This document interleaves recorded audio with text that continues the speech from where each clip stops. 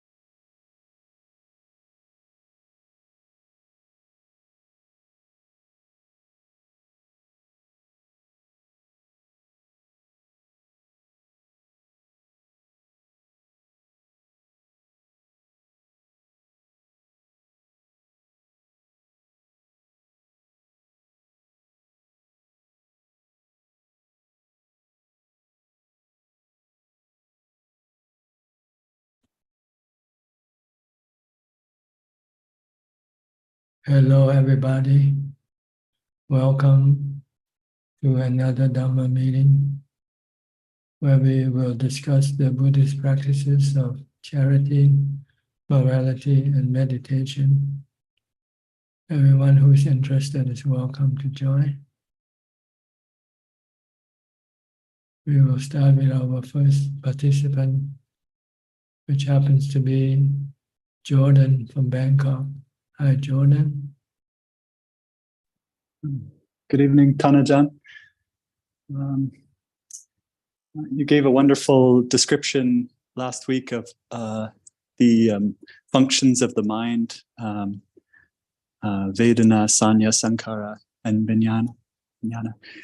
And I've been practicing about 2 hours a day, and from my understanding of your teachings, I'm just trying to leave the body alone, and it seems to me like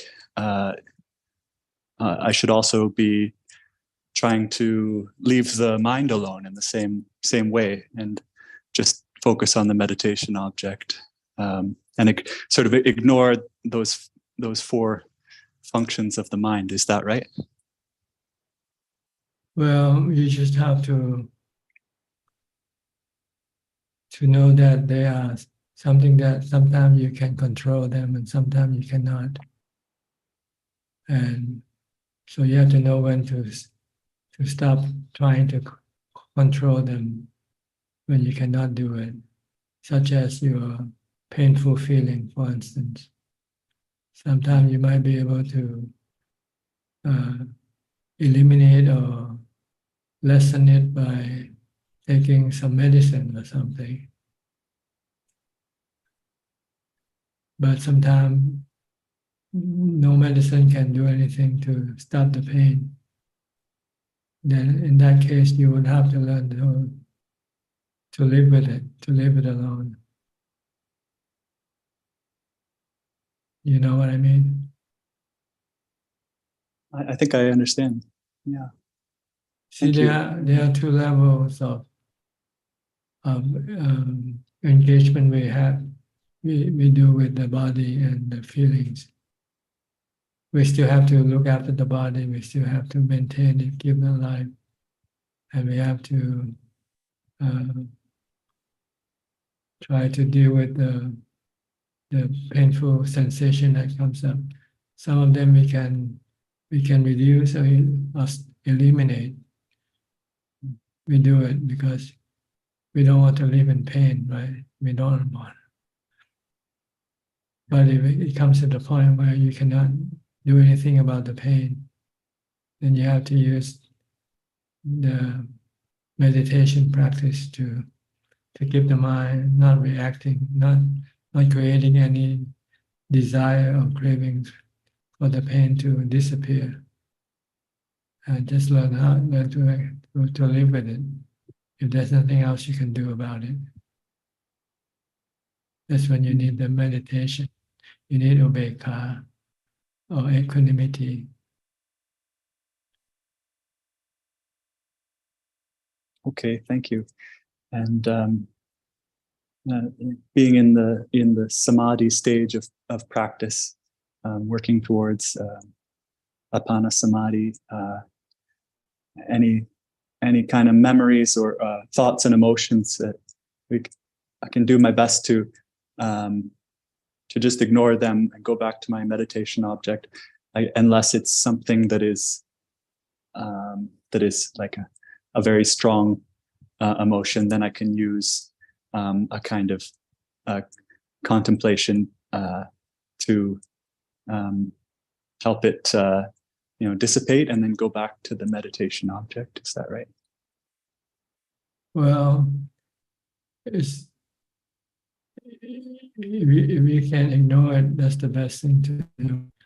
Okay. Just keep focused on your meditation object. But if you find it difficult to focus, then you might have to use contemplation or investigation to figure out what's causing your mind to be restless and agitated. Is it sexual cravings, or is it anger or something? Then you have to use a certain type of remedy for each particular type of agitation. If you have sexual cravings, then you have to use a super contemplation of the unattractive parts of the body. If you have anger, then you might have to use metta, loving kindness, forgiveness. You want to treat people nice. You don't want to get into any confrontation with anybody. So you want to just forgive and forget. And when the mind eventually return back to normality, and you can focus on your meditation object, then you continue on with your meditation object. Okay. See what I mean? That makes a lot of sense. Yes, thank you. You can use your mindfulness to stick with the meditation object without having to deal with it. Using any special remedy, then you don't need to. But if you find it difficult to focus on your meditation object, the troubling issue keep coming up. It won't leave you alone. So you have to find out what's the trouble, what's the problem, and what remedy is appropriate for such a problem. If you have doubt, the remedy, if you have doubt in the Buddha, Dhamma, and Sangha, the remedy is go seek advice from the Buddha, the Dhamma, and Sangha for more information. Listening to Dhamma talks from the masters of the Buddha's suttas. This can help you eliminate doubts in the Buddha's teaching. If you have problem with sleepiness, then you have to maybe reduce your food intake. Don't eat so much. You have to go to meditate in a place where it's a little bit scary.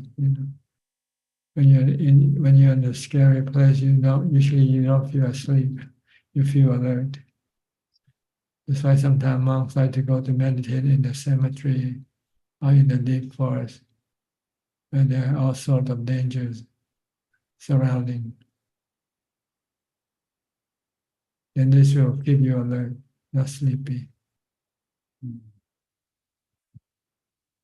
Okay, these are some of the problems that you might have to come up during your meditation practice. Wonderful. Yeah, those are great to have those antidotes to use. Fortunately, I haven't had any doubt about in the Dhamma since meeting you, so I'm very fortunate.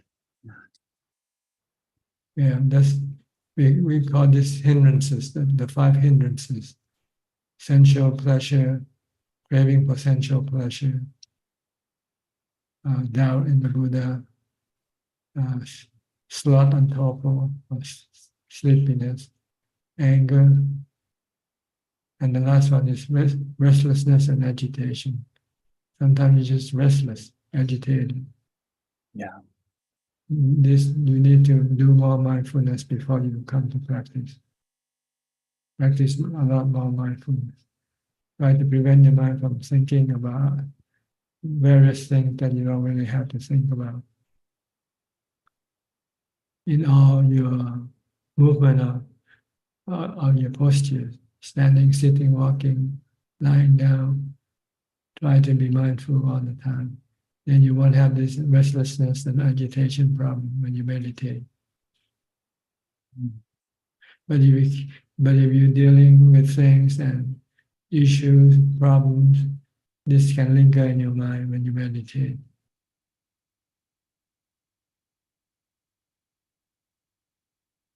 Okay? Okay, thank you so much. I'll practice like that. Yeah. Okay. I'll go to Louis. Louis, where are you now? From Brazil. Hi, I'm in the bus heading to the airport, Suvarnabhumi Airport.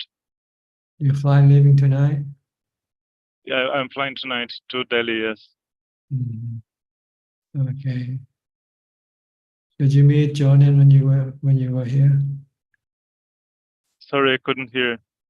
Did you meet Jordan, the person who just talked to me? Jordan, yeah, well, yeah. During his last 2 days, we I met. see. Okay. All right. So do you have any more questions you'd like to ask?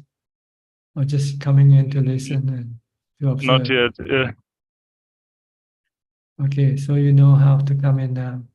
So you can always come in wherever you are, every Tuesday night around you. this time. Okay.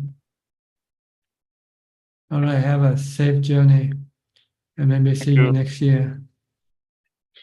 Thank you. Okay. Next, Professor Ken from Switzerland. Good afternoon, Ajaan. How are you? I'm fine, thank you. Not teaching today. Yeah, I've just finished now. At the moment, this semester, I have teaching on a Tuesday. It finishes just before this meeting, so tends to stir up the mind a little bit. But coming in here is a good recovery from that. I have a question, Ajaan. I've been thinking about the Four Noble Truths recently, and I have some degree of intellectual understanding of the Four Noble Truths. You know, I know what they are, but the actual understanding that we gain in the hearts and really seeing the Noble Truths.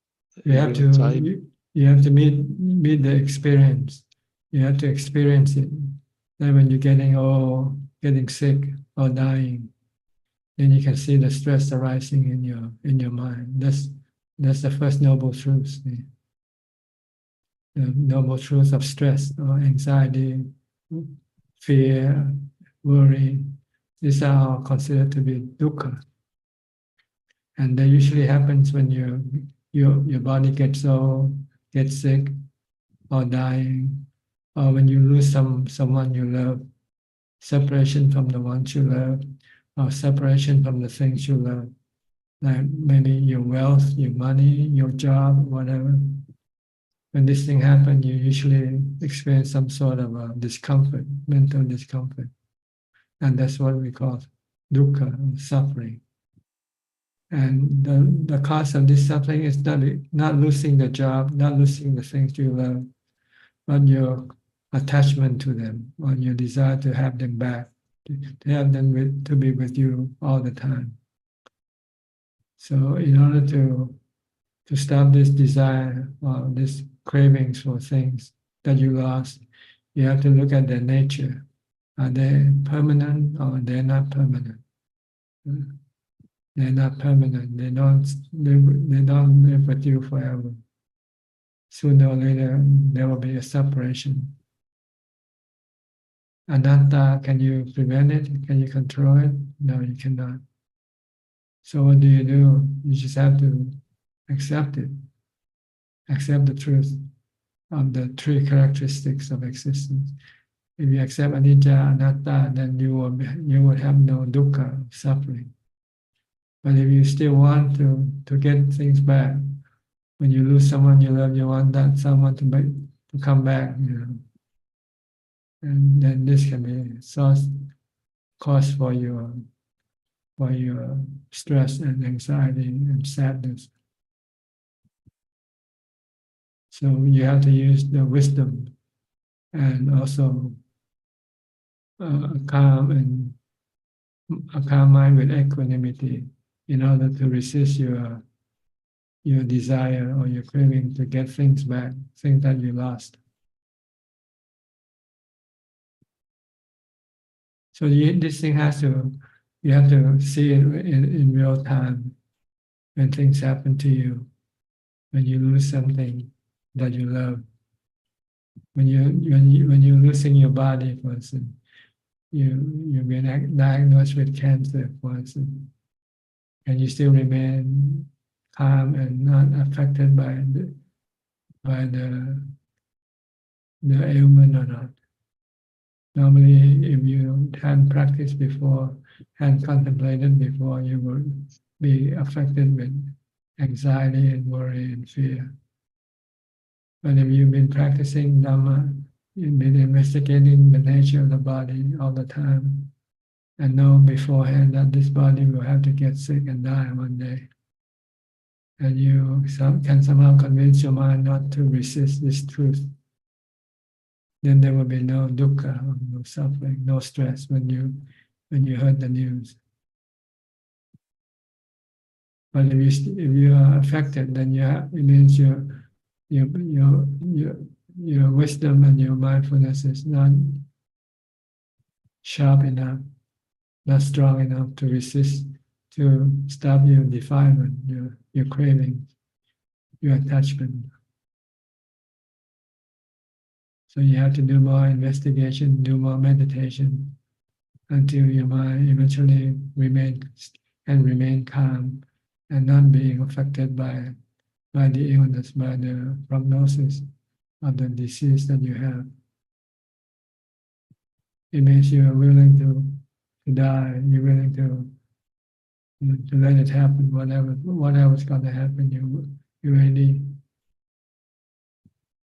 And maybe because you also see that the body is not you, you and the mind who possess this body, and the mind doesn't get sick with the body. You can use this information to calm the mind down. Say, hey, you're not the one who's getting sick, you're not the one who's going to die. It's the body that gets sick, and it's the body that's going to die. But the body doesn't know anything. It's just element, just made of four elements. It's just a breaking up of the four elements. So once the mind can clearly see the separation of the body and mind clearly, then the mind can eliminate the desire or the craving for the body to continue to exist. And when that happens, then the mind will have no stress. That's how the Four Noble Truths works in real time. But right now we're just talking about in theory terms. We have to do the homework first. It's like when you go to school, students go to class to learn the theory, and they have to take the examination to prove that they understand the theory. Same way with Buddhism, you have to first study the theory of the Four Noble Truths. Then you have to apply it when you have the examination, when you get old, get sick or die, when you get stressed, then you know that something is wrong with your mind. your mind is attached to something or craving for something, then you have to use wisdom to figure out what, and try to teach the mind to accept the truth that's happening.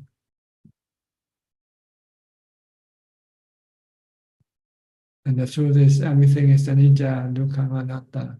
I mean, everything change, everything rises and stays sooner or later. Everything is not under anybody's control. It's the work of nature. Everything is the work of nature.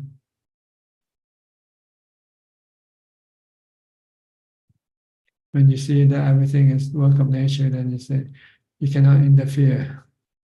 You start to leave nature alone. Then you will have no stress, no anxiety, no sadness, no suffering.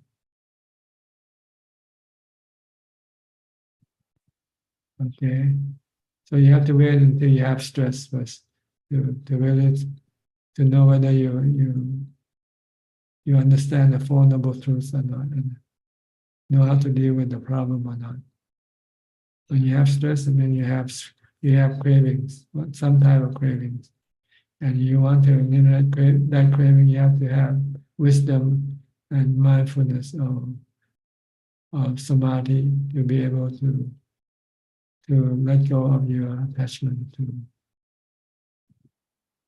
When you see things are not under your control anymore, things will have to happen regardless of whether you like it or not.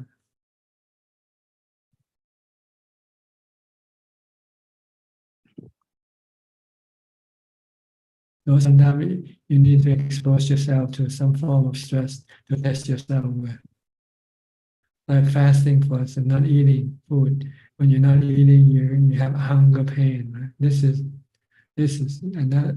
sensation, painful sensation.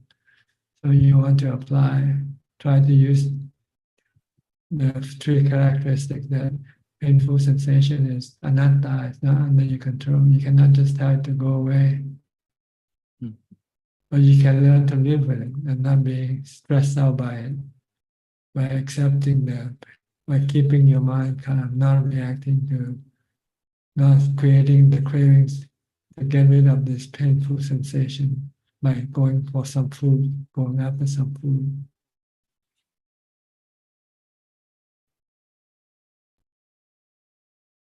So sometimes you need to create stress to test the theory, to test your ability, whether you understand the theory and can apply it in real time or not.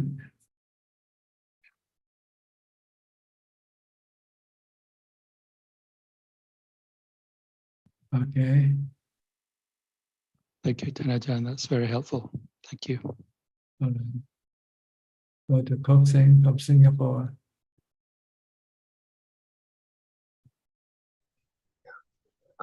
Greeting, Prajan. No questions yet.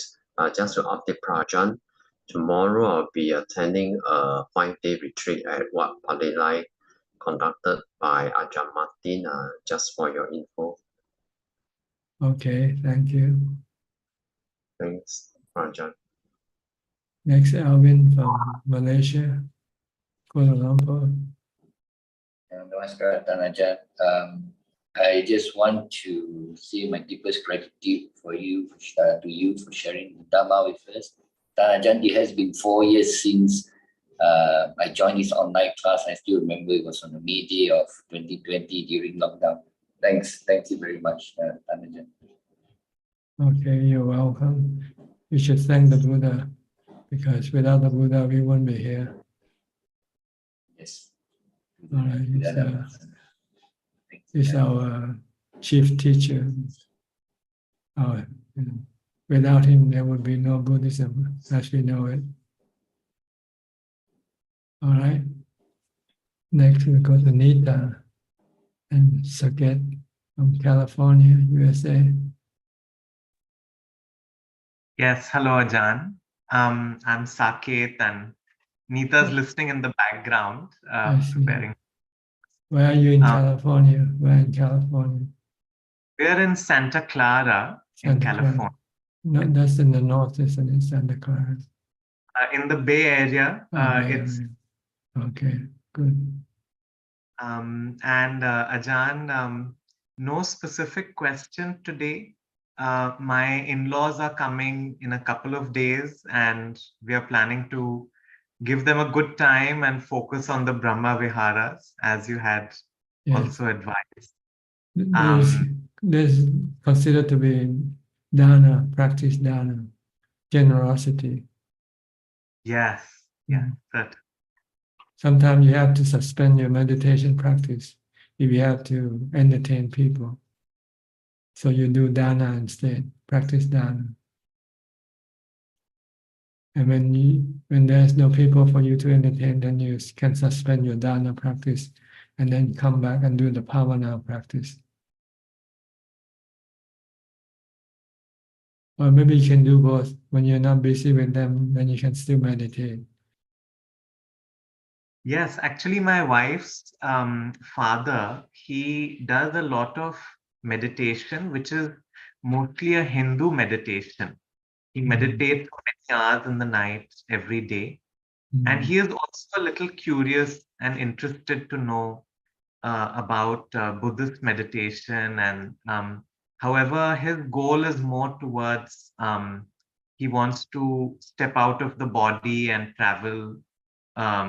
Those are the kinds of things which I think interest him. And we will see if he is interested, then maybe he will also join. We will see.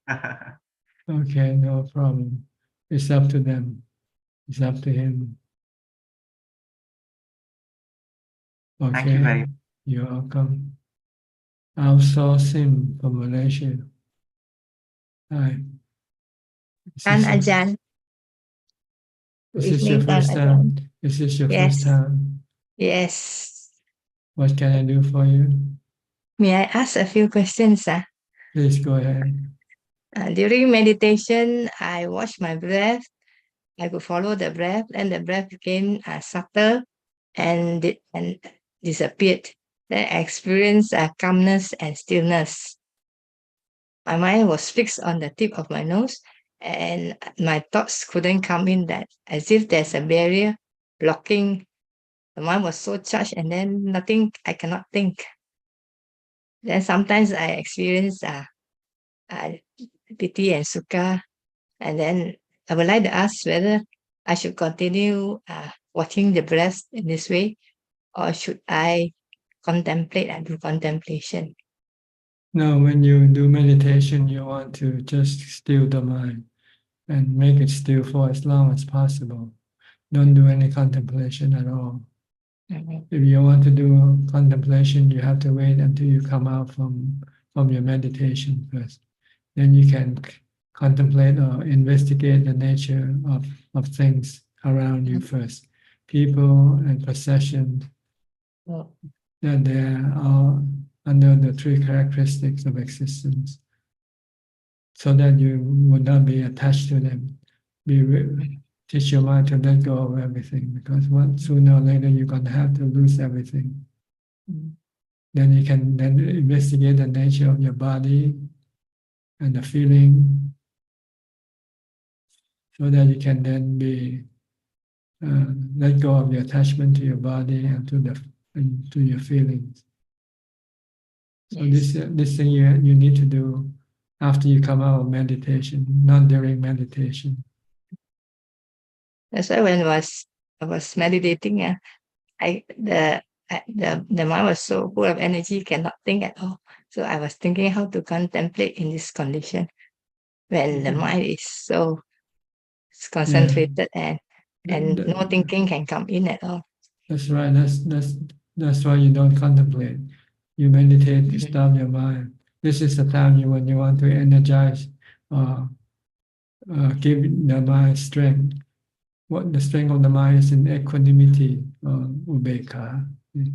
You should have ubeka when you're in that state, when the mind has no love, hate, fear, or delusion. And you want to have that state of mind for as long as possible. Because the longer you have, when you come out of your meditation, your mind will remain calm and peaceful longer. See, and then this will enable you to investigate the nature of things and let go of your attachment. And after you come out of meditation and investigate for a while, and your mind start to become agitated again or restless, then you should go back and meditate again. So this is the practice between contemplation and meditation. The contemplation is like going to work. Meditation is like going home to rest, to sleep. You need both of them. You don't do them at the same time. When you go home, you don't work at home. You eat and sleep. And when you leave home, then you go to work. After you get tired from working, you come home and rest. So this is the work of wisdom and samadhi. The relationship between these two is like this. One is to go to work, the other is to go home to rest. So you need both of them when you practice. Eventually, when you reach the stage of wisdom, then you have to alternate in your practice between wisdom and samadhi. Because if you don't rest in samadhi, your investigation or contemplation can become restlessness and agitation, can turn into restlessness and agitation. When you feel that your mind starts to become restless, then it means you need to go back and go practice samadhi to calm your mind down. Okay, and anything the else? second question is when I go for retreats, I will do both walking and sitting meditation. But normally at home, I don't do any walking meditation. I only do sitting meditation. Is that all right? Yes, but you can do mindfulness practice during all your activity. Yeah, you have to be always focused on what you do. Don't let your mind go someplace else. If you're eating, focus on your eating. If you're taking a shower, focus on your taking a shower. Don't think about other things. This is like walking meditation.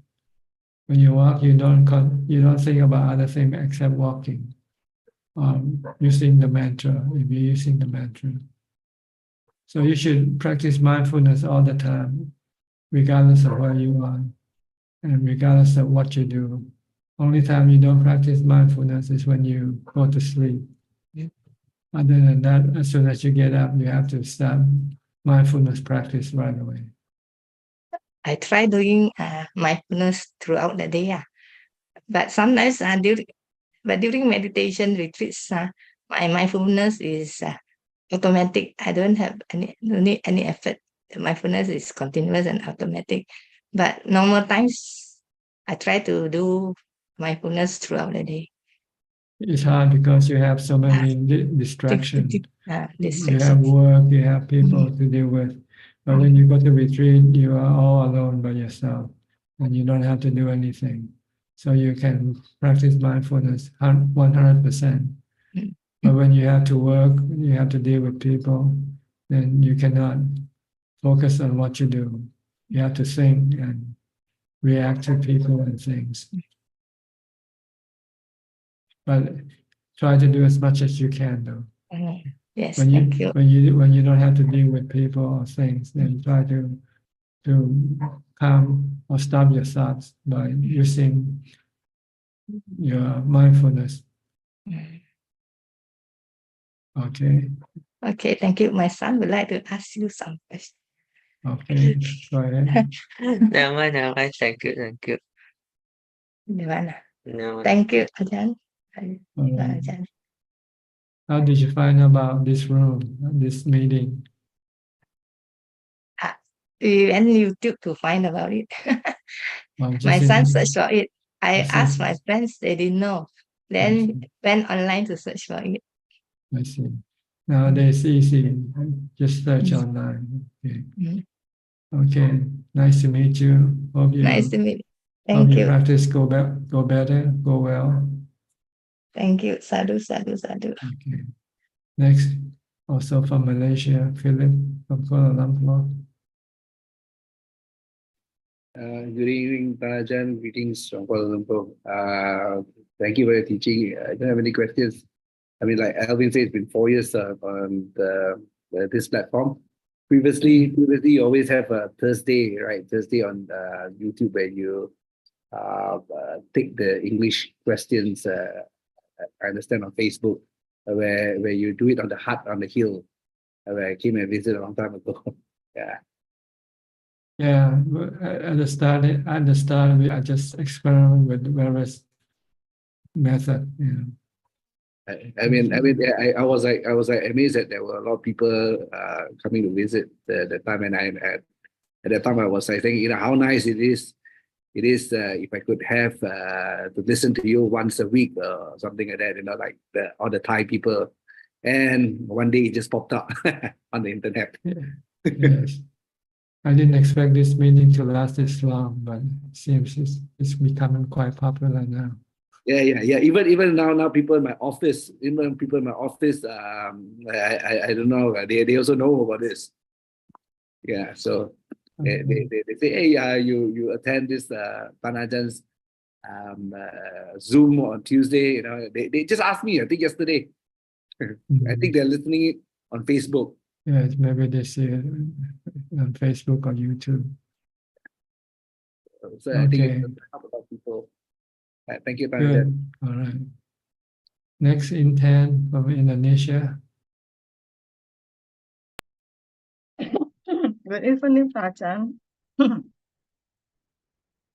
have any question? Yes. Ajaan, I have two questions. One, all teaching of Buddha are attaining self-liberation, but why very rare teacher teach the way to be enlightened? Could you repeat the question again? I didn't quite get it. The core teaching of the Buddha are attaining self-liberation, but why very rare teacher teach the way to be enlightened?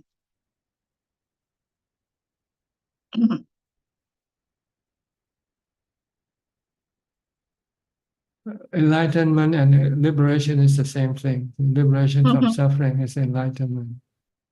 Yes, I understand, Prachan, but I mean, if we see the now majority the teacher, especially the monk, teach just the script, but more focused to build a temple and dana, not to how to be enlightened.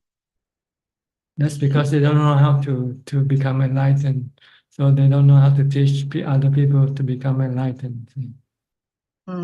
So they find it easier to teach people to build temples. Okay.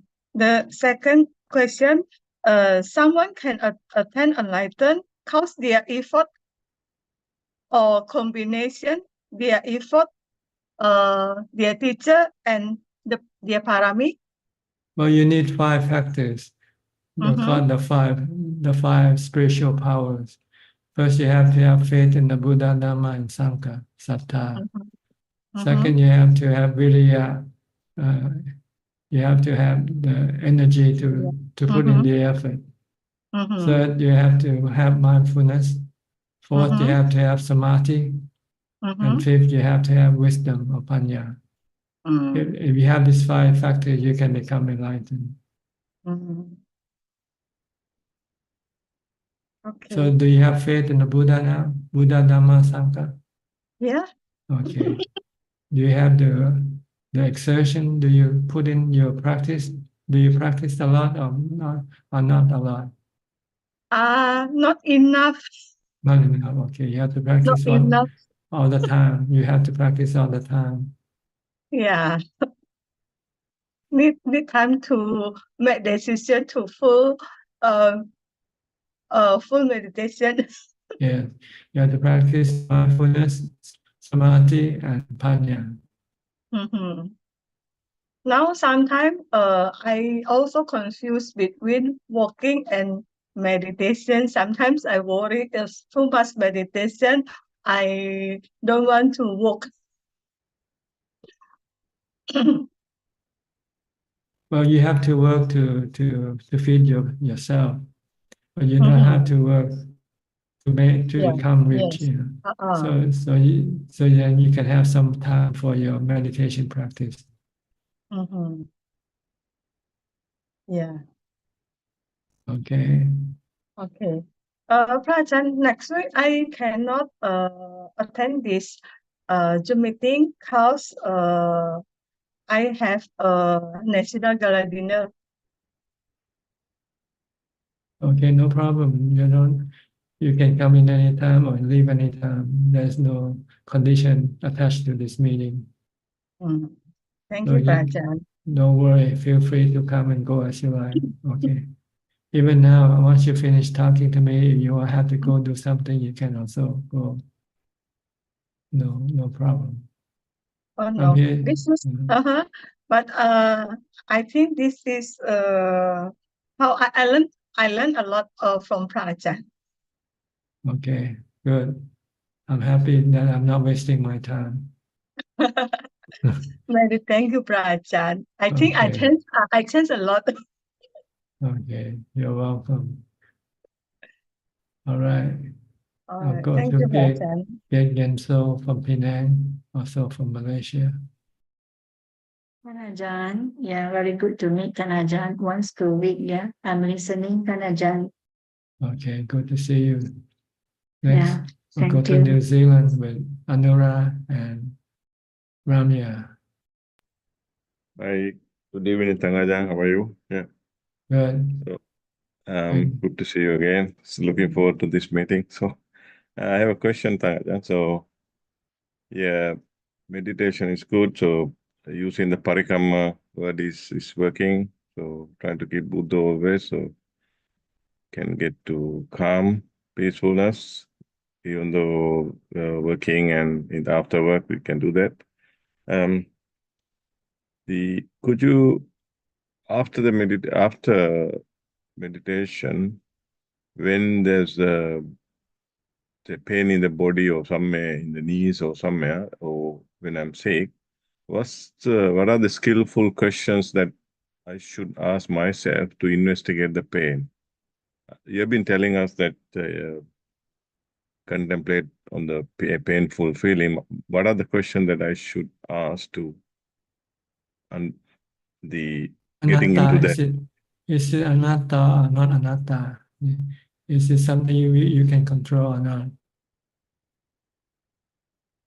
If you can control, then you do it. If you cannot control it, then you just leave it alone.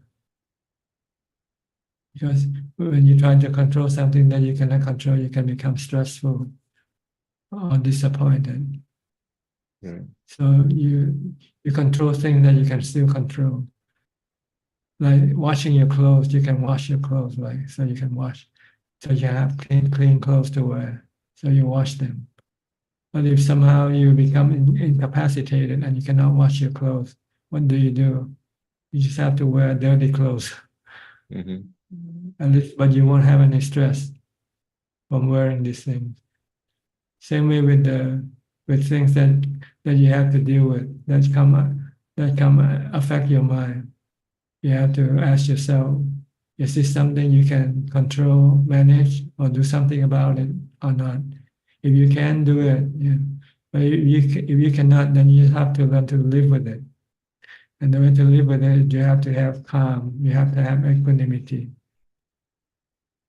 So, but because you might tend to react to things sometimes, when even you know that you cannot do anything about it, you still want to do something about it, and this causes you the stress of the mental problem. If you don't want to have any mental problem or stress, then you have to accept that this is something you cannot do anything about. But you can live with it. You can live everything. The mind can live with everything. The mind can experience everything. The problem is the mind sometimes doesn't want to. That's when you get stressed.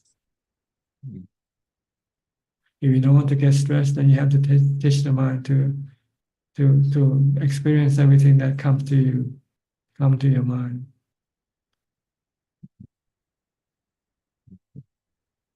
So sometimes, what can you do with the painful feeling? Of course, you can move your body and the painful will disappear. But we are here to learn how to deal with a situation in which we cannot remove the painful feeling. And what do? The harder we try to remove it, the more stressful it becomes. If you don't want to have any stress, then you just have to stop trying to remove the painful feeling and accept the painful feeling that is beyond your control. It's anatta. It's like the weather. Try to look at like the weather. We don't get stressed with the weather because we know we have to learn to live with the weather.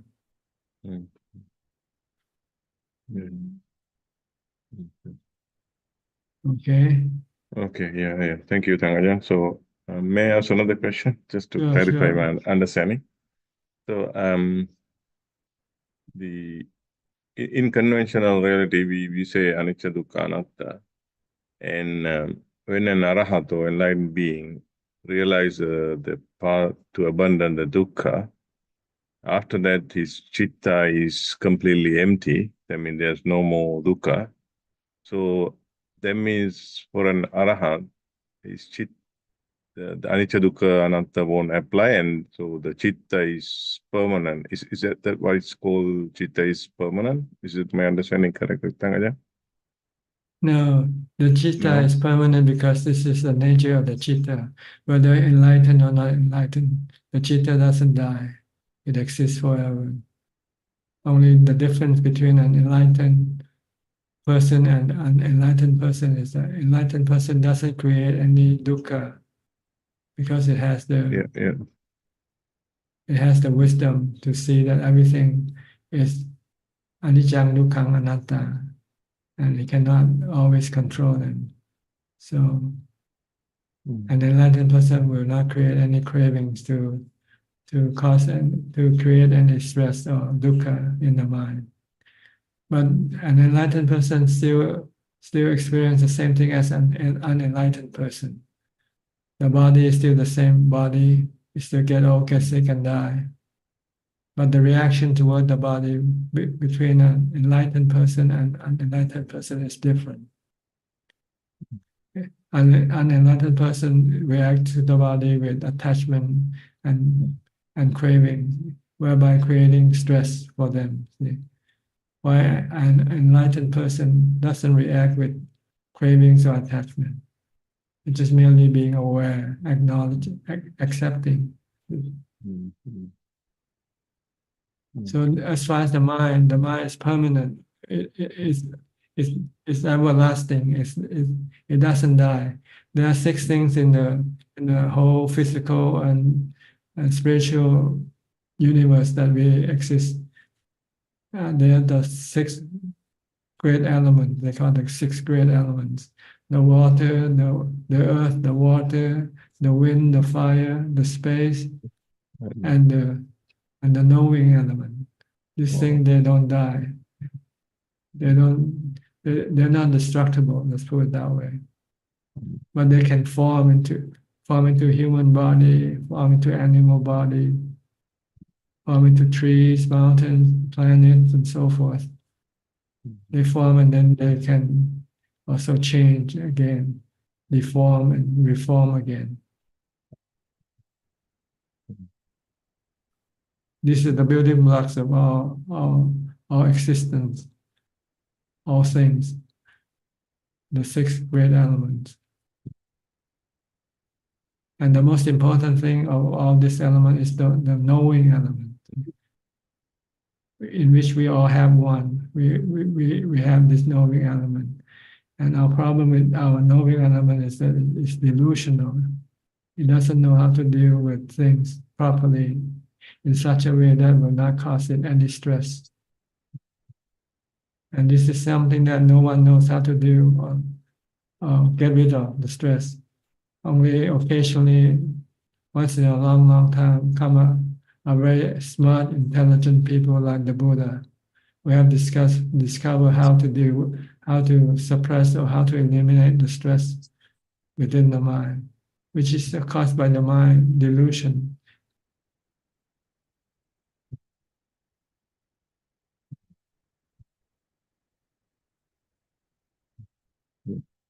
I understood. Yeah, thank you very much. Okay. Thank you. Right. Thank you. So your mind doesn't die with your body. It goes on whether to a new birth or go to Nibbana. The Buddha and his noble disciple, the mind goes to stay forever in Nibbana. Why your mind, if you're still not enlightened, if you still have cravings, defilement, then you go take new birth again. So the delusion basically appears greed or hatred. So we always have these two in our mind. Yeah, because your delusion will deceive you to think that to be born is good. So you can have more happiness, more fun. See? When you're born, you have a body, and you can go and do anything with your body. But it only see half of the story. It doesn't see the other half, the suffering half. You only see the joyful half, but not the suffering half. But a wise person will see both sides of the story and say, being born is not good. Because being born, you will be subjected to aging, sickness, and death. So it's better to stop being reborn. Once there's no rebirth, then there will be no aging, sickness, and death, no suffering forever. But you still exist, but exist without the body. Just like when you go to sleep, the mind still exists. The mind is temporarily separate from the body. So the mind still exists forever. Just how it exists with craving or without cravings. If it exists with craving, it will go take a new birth, a new body. If it exists without craving, then it won't take any new birth anymore. Like the Mother Buddha and the Arahant, they don't take birth anymore, but they still exist.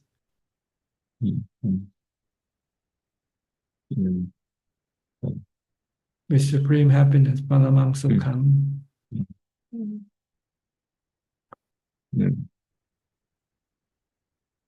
All enlightened person discover that the real happiness is in emptiness. To have nothing is a supreme happiness.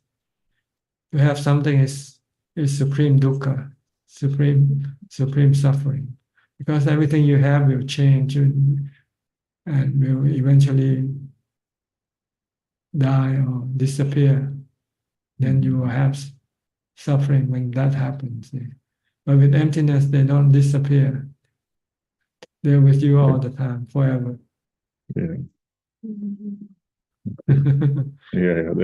That's why when in meditation, it's when it's peaceful and calm. When you become more empty, then you are more happy and joy. That's right. You don't rely on anything to make you happy. You rely on having nothing to make you happy. True. Okay. Thank you, Ajaan. Thank you. Go to Maria. Hi, Maria. Where are you now? Maria, can you unmute your microphone? Hello, Ajaan. I'm Okay, still in Samui with my friend I see. here. Yes, and we have a few questions today. Sure. We were discussing about 12 links, Paticca Samuppada, and we wanted to ask.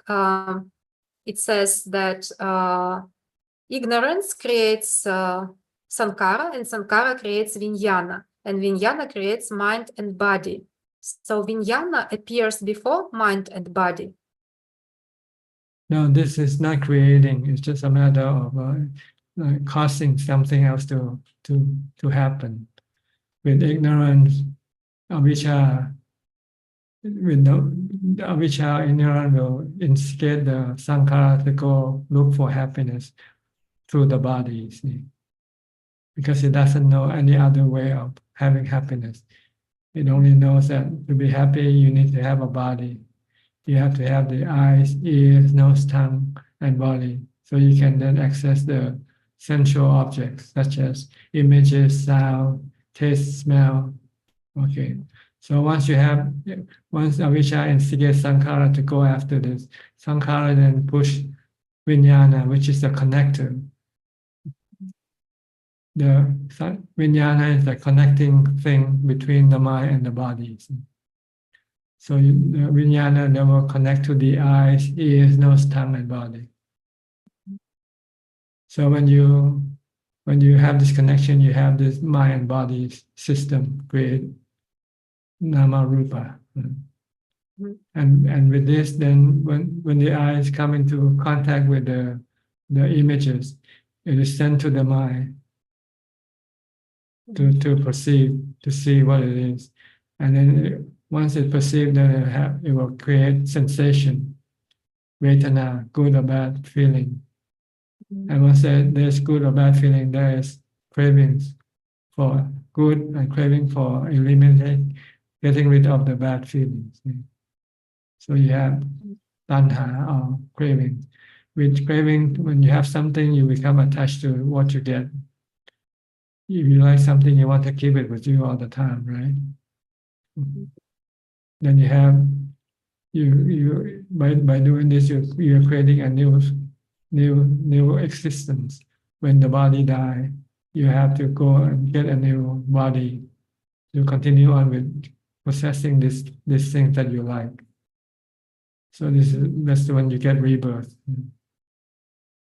So the problem with the chain here is the cravings and the attachment, that you have to use wisdom to stop your cravings and stop your attachment by seeing that this thing that you crave for or attached to, anicca, dukkha, anatta, they can cause you suffering. They don't only give you happiness, they also give you sorrow or sadness when they change or when they disappear.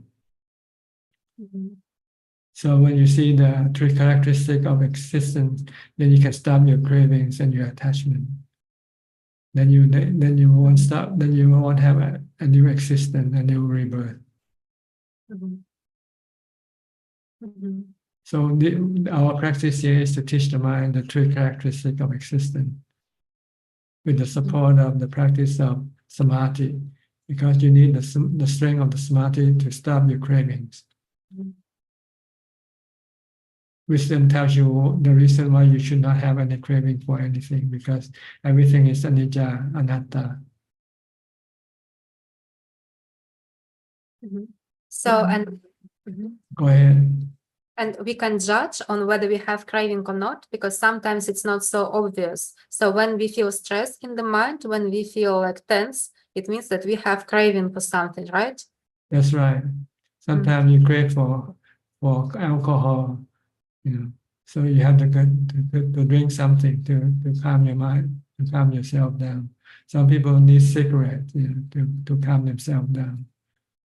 So if you want to stop, if you see this craving is bad for you, then you resist it with samadhi, with equanimity.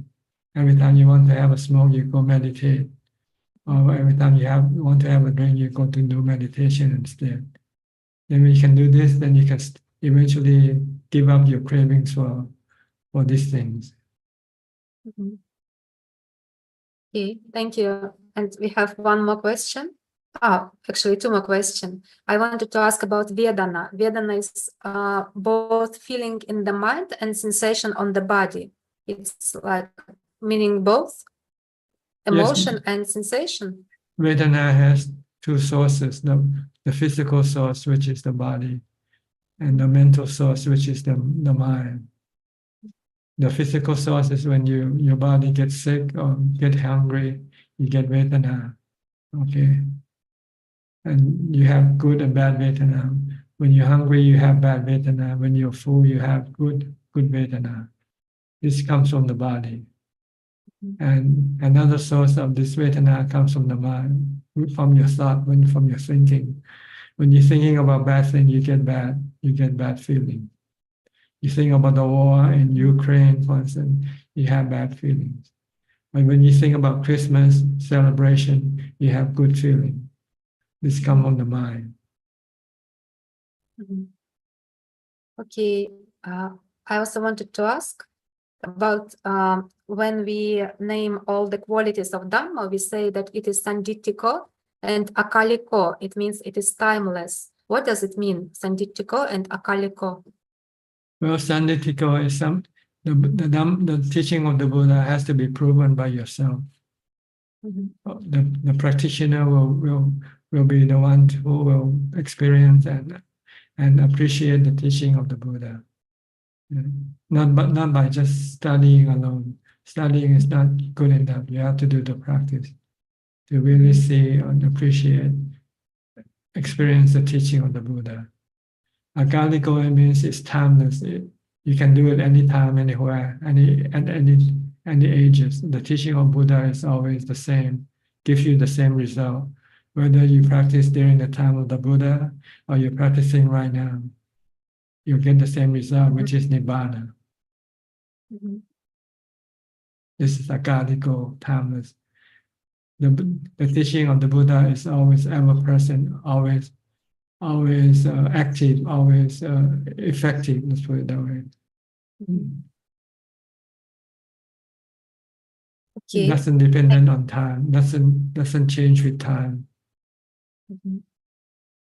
Also, my friend is asking how to work with the fear of death.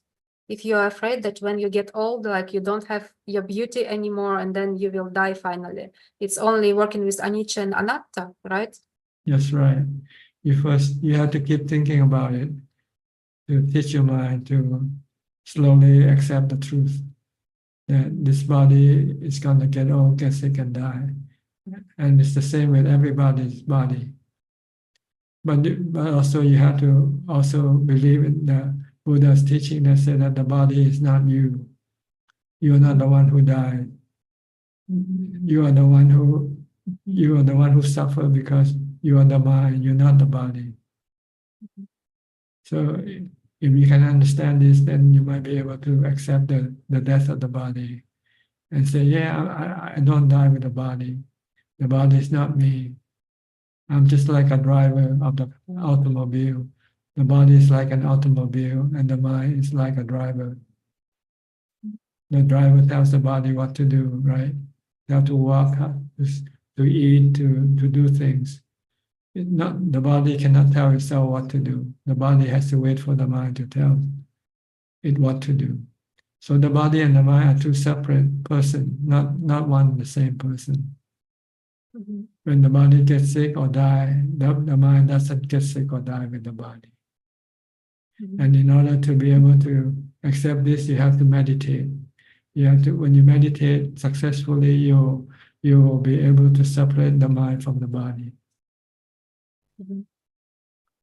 But if you don't meditate, the mind and the body is still coupled together, like one person. So you have to use meditation to separate the mind from the body. And once you successfully separate the mind from the body in meditation, after you come back from meditation, you have to constantly tell your mind that the body is not you. And let go of your attachment to the body. Whatever happens to the body, if there's nothing you can do or prevent, then you just let it be. So both concentration and investigation, they both help us to separate mind and body, right? That's right. You need both of them. Okay, and last question. What happens if a person dies feeling much fear? For example, if the plane is going to crash, or if you fall down from a rock, so you're going to die, and the last emotion you feel is like great fear. Does it influence the process of rebirth? No. The process of rebirth is dependent on your accumulated good or bad karma that you have done. So it depends on how much good karma you have and how much bad karma you have. If you have more good karma than bad karma, you still go to heaven. But if you have more bad karma than good karma, then you go to hell. So it doesn't matter how you die. the last moment of death doesn't determine your rebirth. Your rebirth depend where you go next, whether heaven or hell, good realm or bad realm, is depend on the balance between your good and bad karma, which is stronger. If your bad karma is stronger, then your bad karma will be the one to pull the mind to go to a bad realm of existence. If your good karma is stronger, then your good karma will pull your mind toward a good realm of existence. And you stay in those realms until the good or the bad karma expire and doesn't have any more strength to pull the mind either way. Then you come and take birth as a human again. And if a person, for example, commits suicide, it is considered like breaking Shila if he is killing himself. It will That's influence right. his process of the birth. Yeah, you're creating more bad karma. You're adding more bad karma to the balance that you already have. But if he has done a lot of good karma, even if he commits suicide, he can still go to heaven if his good karma is more than bad karma. Yes, if the good karma is more than the bad karma. Okay, and what is how the Buddhists see the euthanasia, like when a person is suffering much from his disease or the animal is suffering much, so they just give some injection to kill. I think it's breaking of Shila, but some people say that when it's like a person or animal is in great pain, it's better to help them not to be in such pain, like that they can die in a calm state of mind. What do you think? You're still killing, see. And actually the pain of the body isn't that great. The greater pain is in the mind, the mental pain, which is caused by the desire not to die. See?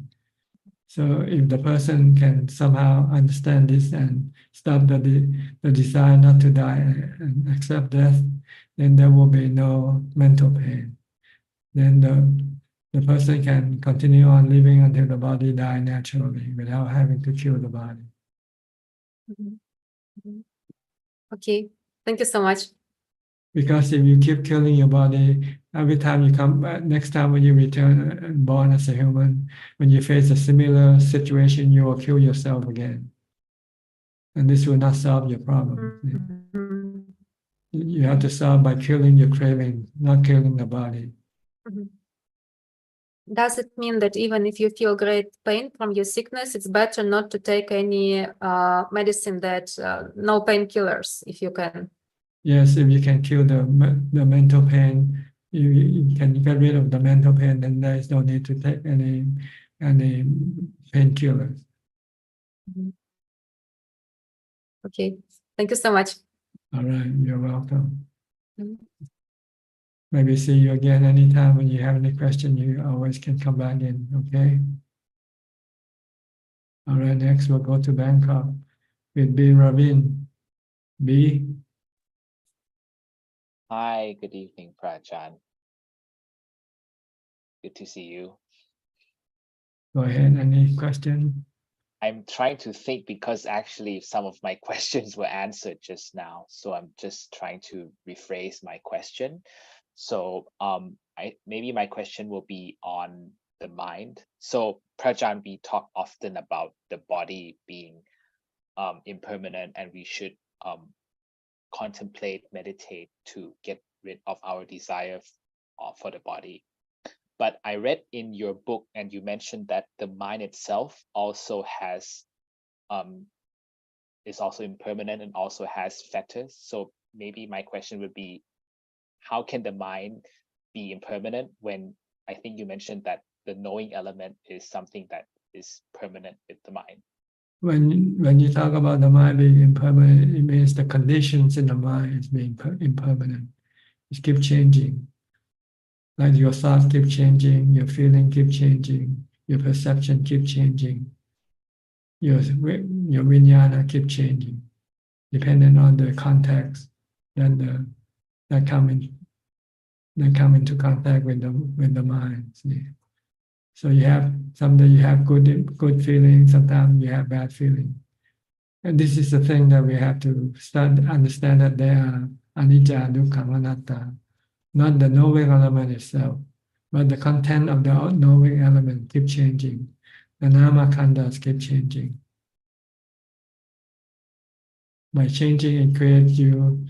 Someday you have good feelings, someday you have bad feelings. Sometimes you have good emotion, sometimes you have bad emotion.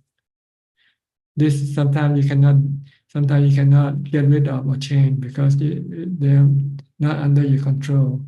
So the best way is, if you don't want to create any stress for the mind, just to accept them for what they are. Just like the way you accept the conditions, changing conditions of the body and feeling. In this regard, that's what it means by the mind being anicca. Not the mind itself. The knowing element is not anicca, but the content of the mind. What contains in the mind? Your emotion, your feelings, your thoughts keep changing every day, right? Someday you get up in the morning and you start to feeling bad already without knowing why. And if you want to make it feel good, sometimes you make it worse. So better just to accept it for what it is and say, this is anicca. It will change. Anatta is not always under your control. You cannot always make it feel good. So it's the nature of the 5 khandas Yeah. being impermanent and constantly changing. Yeah, they have the 3 characteristics of existence. Anicca, dukkha.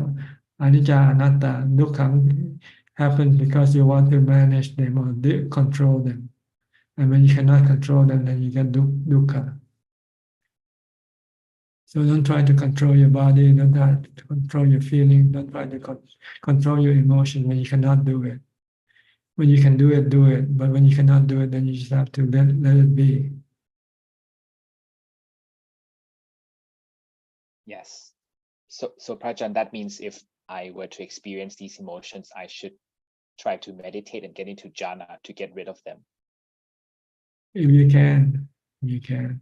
When you meditate and get the jhana, it means you want to leave them alone. See?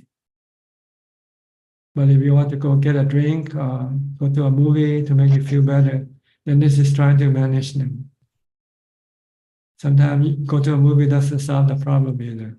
Having a drink doesn't solve the problem either. So you have more drinks. Makes it worse, actually. Make it worse. So it's better just to leave them alone. They come and go like the weather. It's like the saying, oh, I need a drink, I'm stressed. That's actually bad. What you should do is, I need to meditate better if you want to solve it by meditating. By meditating, it means you want to leave the problem alone. Let it sort itself out. You just want to be a watcher or be someone who's aware of the problem, but not trying to do it to deal with it anyway, because you don't know how to deal with it. So you just leave it alone. Yes. So meditation is a way to get rid of our desires for bodily changing, desires. for trying to interact or trying to manage things. Yeah. When we cannot do anything, we're better just to stay put and let things sort themselves out eventually. Because nothing lasts forever. Your bad feeling eventually will disappear, replaced by good feeling or neutral feeling. Same way with emotions. So that's why, Prajan, you mentioned don't be to enjoy the good feelings, and also don't stress over the bad feelings, because they will eventually pass and intertwine between each other.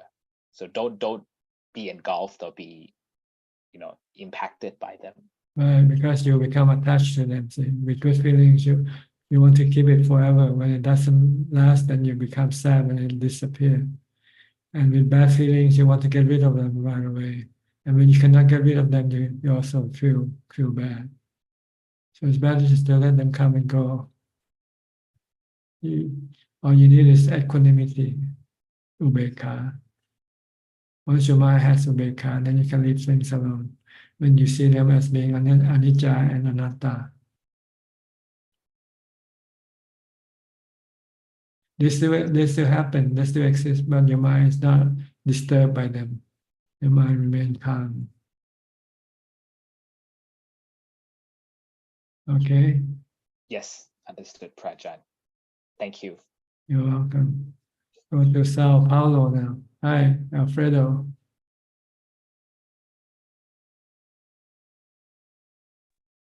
Hi, Bante. How are you? Okay, and you? Good. Did you go see the doctor yet? Yes, yes. The doctor say that I don't have cancer on the stomach. The Oh, no other cancer. Okay. no cancer. He thinks, he asked the biopsy of stomach. He say that the other doctor, a woman doctor, say it's possible cancer. Me, they say that not tell the truth, not tell. They are a younger doctor, Mhm. The oncologist of cancer. So how do you feel? How do you feel if you have cancer? Will you be sad? Will you be worried? Or will you just say it's anicca, anatta? I was a little answers.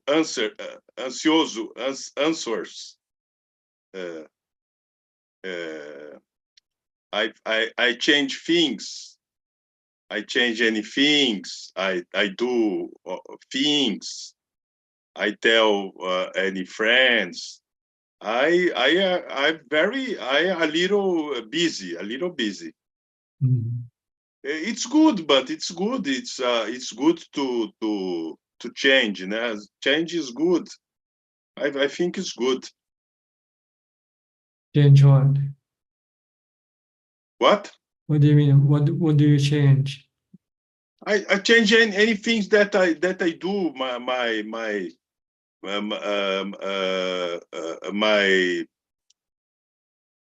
At night I do dancing. I do any things. I do academy. I do. I take care for my cutie. I take care my cars and my motorcycles. I do very things. Meditate less. Not meditate a lot, meditate less, and do more things. Like Ajaan Chah, when he needed to do a road in countryside, to do build a road, a way to peoples to climb the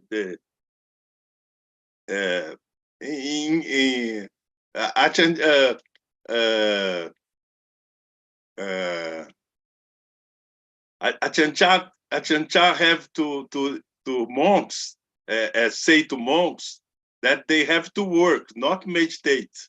If need to work, they have to work. and Ajahn Sumedho, no, I want to meditate only. I not to meditate. I don't work. I only meditate. Don't meditate. And Ajahn just say to Ajahn Sumedho, no, Ajahn Sumedho. Oh yes, you are meditate. Ajahn Sumedho, go meditate. And one week to tomorrow, Ajahn Sumedho takes to say to Ajahn Chah, I don't meditate. I have work. It's a history of the past of Dhamma and monks. Yes, sometimes you have to work. Sometimes you have to meditate. So you have to know the right time to do them. Yes. To do them both. Yes. Sometimes you have to fix your house. If you have a broken roof, you have to fix the house, not just sit there and meditate. Yes. You have to fix the roof, right? But when there's nothing to work, then you should meditate.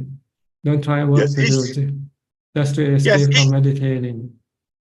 Yes. It's our karma, né, Bante? It's our karma. That have peoples that work more and work less. Né? It's our karma, né, Bante? Our past, we do on past. Now is the karma, the effect, the kama vipaka, né? The vipaka of karma. If in the past you used to do a lot of meditation, then you will probably want to do more meditation now. Yes. If you used to do Sorry. Go ahead. I do my life to meditate. Okay. I preparate my life to meditate. Né? Yes. I have a money in bank. I have a kuti. I have friends. Okay, né? No fight a lot, né? With friends. Então I preparate my life to meditate, né, Bante? To samadhi, né? But sati and wisdom is very important, né, Bante? Sati and wisdom is very important to meditate is okay, né? To samadhi is okay, né? Yes. Bante. Yes. No, say, Bante, say. No, I forgot what I wanted to say already. But very good. You're very inspired today, but congratulations. Very good your explanation about Dhamma. When you say about the Four Noble Truth to the prophet, to the teacher, to the prophet, it's very good. Okay. Yes, very good explanation. Remember Asada, Adinava, and Nisarana. Nisarana. The escape. Escape, Nisarana. Four Noble Truth. And Asadana, the danger. Asada, the danger. Four Noble Truth is very important to see the danger, né, Bante? And Asada Adinava, Adinava, the gratifications, né, Bante? When you win with the Dhamma, né? Gain with the Dhamma, né? The merits of the Dhamma, the vipaka of the Dhamma, good things with the Dhamma, né, Bante? Asada Adinava and Sarana on Four Noble Truth. You are today, Bante, you are perfect, very perfect. Congratulations of your. I think Theravada is your things today, but Theravada is the most Dhamma. Why you think about Mahayana don't like Theravada? But Theravada is a lot of teachings and not have fruits, Bante. I don't know. I just don't pay attention to other people. It's up to them. You cannot stop them to like or dislike something. If they like something, it's up to them. If they don't like something, it's up to them. It's not for us to worry about. What we should worry about is how to get enlightened better. Okay? Yes. Right? Yes. Okay. I understand. I understand, but I am a Theravada student. But the problem of Mahayana and Theravada is not good, but it's not good. Leave them alone and don't worry about them. Okay. Yes. Worry yes. about ourselves. Try to get ourselves become enlightened better. Yes. Okay. Asuba, right. but Asuba with the word. That's right. With the samsara. Yeah. Okay. The problems of samsara is not me, Bante. Yeah, you must not forget to meditate. Don't work only. You have to meditate also, okay? Yes, no worry. Okay. Good luck to you. Good. Okay, I'll go to Dubai with Aparachita. Hello, good evening, Ajaan. Yes, greeting to you. Now I'm listening as always, and some beautiful gems that you just said just now, like don't kill the body, kill the craving.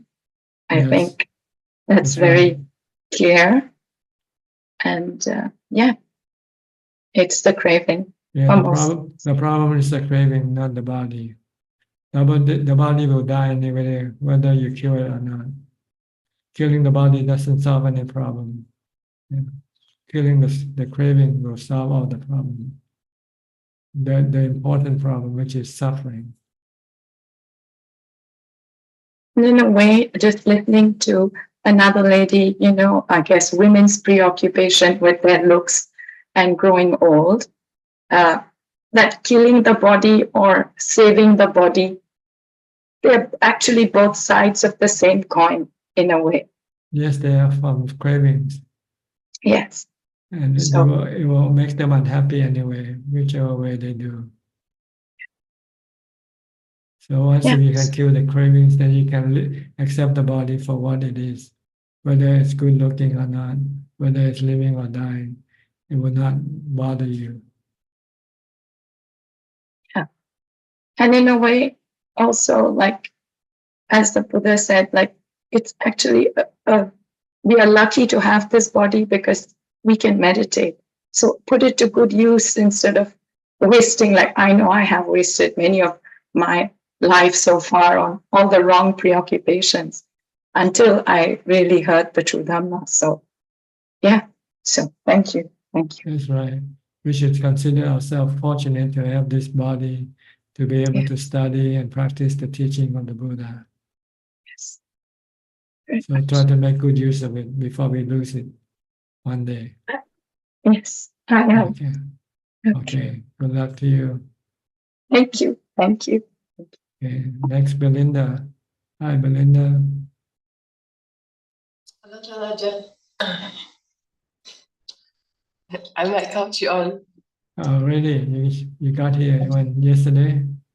Yes, yesterday. Okay. Good. You like it there? Yes. Exceed my expectation. Good. Make good use of it. Yes. Mindfulness now. There's no distraction now. You cannot blame anybody now, anything now, except yourself. Yes.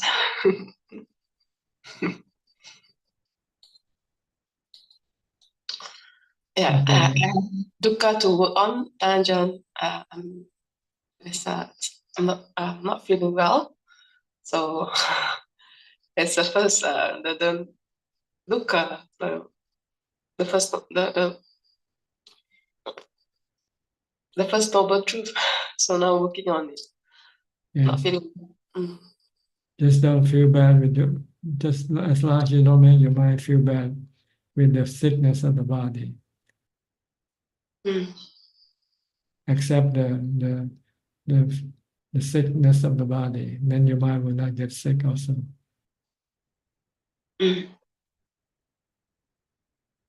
But if you worry about your body, then your mind is also getting sick with the body.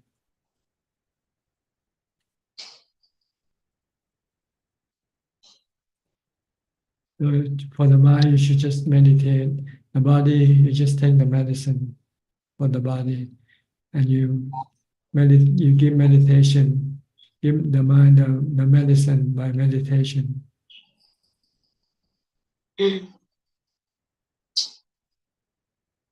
Okay.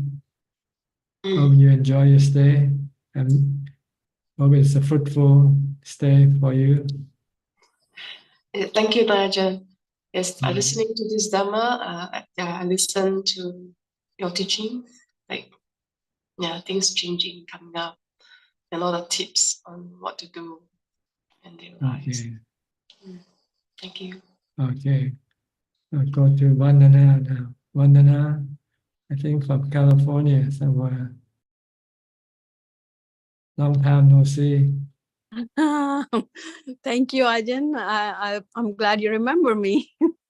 Yeah, Yeah.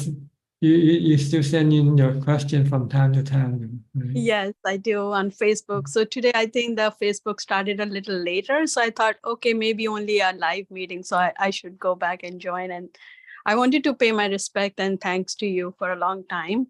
But then, yeah, so I couldn't. But my practice, I just want to say thank you to Buddha to connect me with all the good teachers, including yourself. And my practice been progressed very good since last year. I've been meditating for so many hours, and mind just want to stay in that state, blissful, joyful states. And now finally I just start to see that I don't have to get attached to that. And but the good thing is that when I'm working, I'm 100% focused on work, and the work goes really well and pretty quick. Because I'm a teacher, I have to read students' papers, but somehow it goes pretty fast and with accuracy. So, and then mind doesn't want to do anything else, just meditate after work. And I do walking meditation, sitting, started 8 precepts as much as possible for a few months, no entertainment. Last year, this year actually in the beginning, I visited Bodh Gaya and all the holy sites for where Buddha was, Savatthi, Kushinara and everything. So the faith became more and more stronger in Buddha Dhamma Sangha. And this weekend we just met Ajaan Jayasaro. He's visiting Abhayagiri in California. So I was blessed enough to meet with him for 3 times and got to talk to him. So it's been very, very well. So things are coming, going, seeing as our mind is now started to investigate anicca, dukkha, anatta on a day-to-day life. And it's not like no problem came. So many things came, but they also disappeared. So I'm very, very grateful to be in touch with you all this time. Thank you, Ajaan. You're welcome. Do you have any question tonight? No, Ajaan, I just came to say thank you. That's all. Okay, good to see you again. Yeah, thank you, Ajaan. All right, next to Nining. Nining from Indonesia. Yeah, good evening, Prajan. I have a question. Hello? Yes, go ahead. How Ajahn maintain health? Does Ajahn take any vitamin or supplement? Does Ajahn have any restriction of the certain food? Is there any tips for us? For example, is there any food that shouldn't be taken in order to improve the practice? Just eat normally, whatever is available. Don't be choosy. Just any type of food that doesn't cause you any sickness. But it doesn't have to be expensive or anything like that. Just anything that will just keep the body going. Simple. Because scientists now find that if we want to battle the cancer, if we want to be healthy, we have to take more protein. So, yes, but it doesn't change the formula anyway. You die anyway. So don't worry too much about it. yeah. Maybe a few years longer, but the result is the same. So don't waste too much time worrying about them. You know. But to spend time trying to get rid of your worry by accepting death. Once you can accept death, then it doesn't matter what you eat, you know, because you're gonna end up dead anyway, sooner or later. Oh, I see. Because I am a lacto-ovo vegetarian, and the admin said that I'm not allowed to request certain meal. So I just wondering if I plan to go to Wat Yan in June. So if I don't take any meat, yes, you can order the caterer to bring you just vegetarian food. It's okay. Okay. Oh, thank you. Thank you. No problem. Just tell them that you're a vegetarian, so they know. So they can cook you vegetarian food. Okay, thank you, Ajaan. So actually, I want to bring something from Indonesia, maybe to do food offer to Ajaan. So that's why I asked that: is there any restriction for certain food? Don't worry about it, just bring anything you want to give. Just try to make it simple and easy. Don't make it complicated. Okay. Okay, because I believe most of people here believe that Ajaan already enlightened. So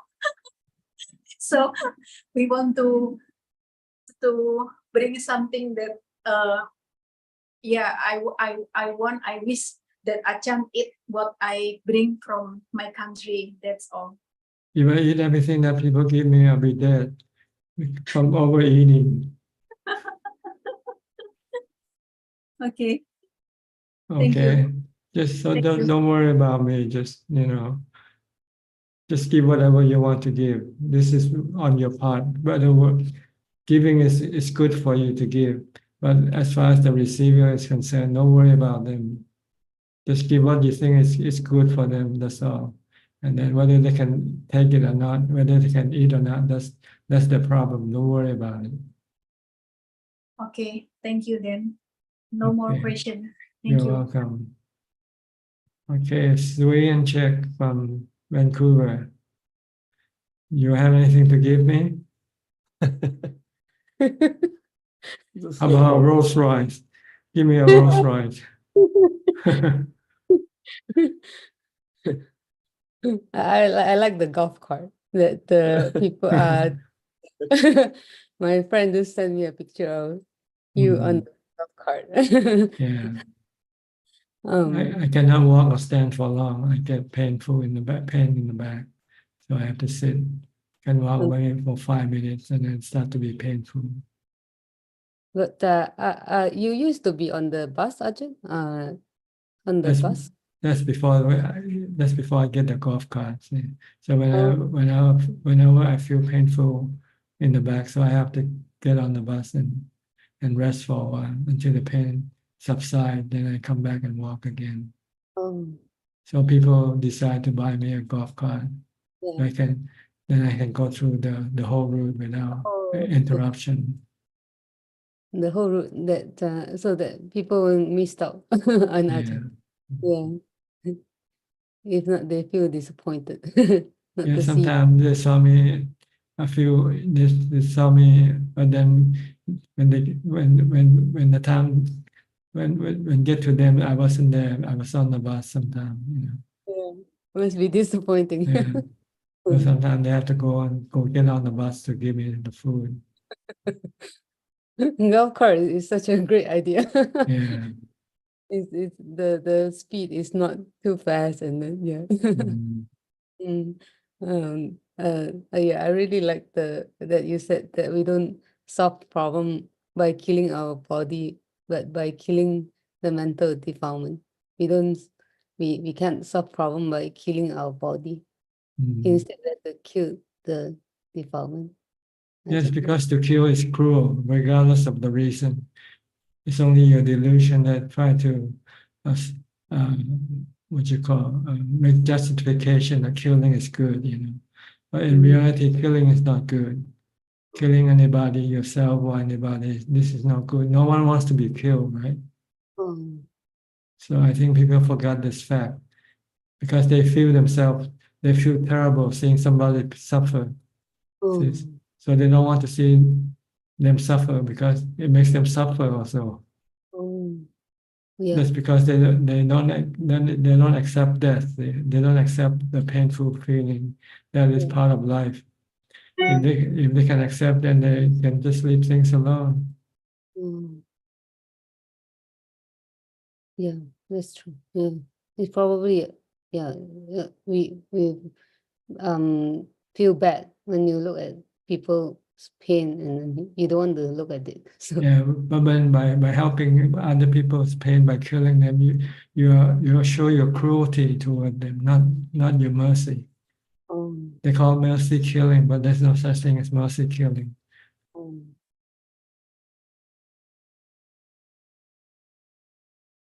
Mm. Killing is always bad. It's always cruel. I don't know why people can somehow justify by saying it's mercy killing.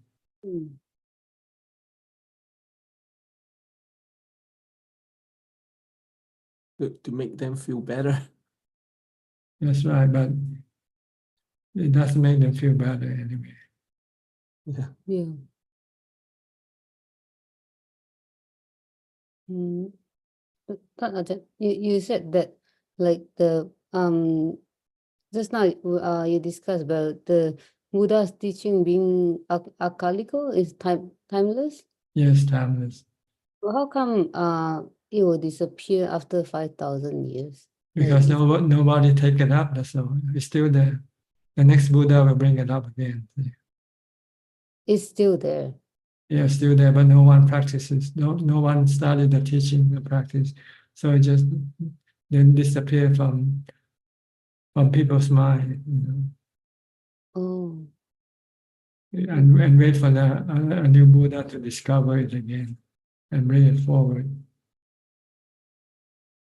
So it's not that it's gone, it's just disappear from people's From mind. people's interest. Nobody interested to study or practice anymore. So it's there all the time. The Four Noble Truths is always there. Like the law of gravity is always there, right? It's waiting for somebody to discover it, that's all. Oh. Can you say the law of gravity change? No, it doesn't change, right? It's always there. But whether the people will know it or not, that can change. Oh. Okay.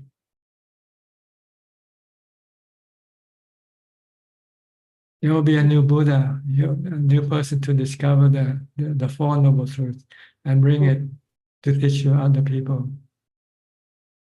So we always have a new person to discover the Four Noble Truths after it has been disappeared from the face of the earth. Like our Buddha, when he practiced, there was no Four Noble Truths taught by anybody. Nobody knew anything about the Four Noble Truths.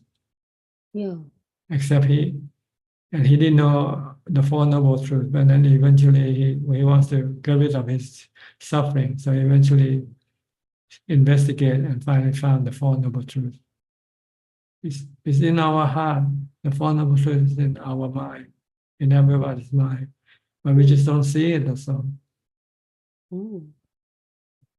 Right? When you have stress, is that the Noble Truth or not? When you cry, that's the Noble Truth, the first Noble Truth already of suffering. But you don't investigate, say, why am I crying? Why should I cry? Why do you have to cry? Because I want my money back. I want my husband back. Because he went and have somebody else. So you cry. So you don't see the cause of your crying because of your craving, your desire. You want your husband back.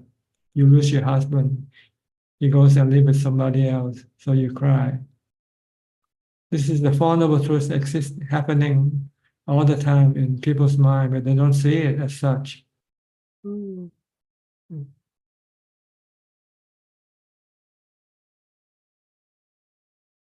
When you're sad, that's the first Noble Truth already. Okay. When you hear some bad news, you're sad. And what's the cause of your sadness? You don't want to hear sad news. You want to hear good news.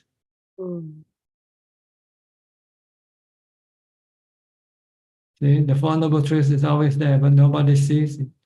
Even the Buddha, before he became enlightened, he had it inside himself, but he didn't see it. The delusion is so great that covers up this thing. You don't see it inside yourself. Even if we don't know the solution. Yeah. When you feel sad, you blame on somebody else. If you blame on your husband leaving you, he's the one who makes you sad. But in fact, it's not him that makes you sad. And him leaving you doesn't make you sad. It's your desire for him not to leave that makes you sad. See? So if you could change your mind and say, okay, he can go, I don't care, then you won't be sad, right?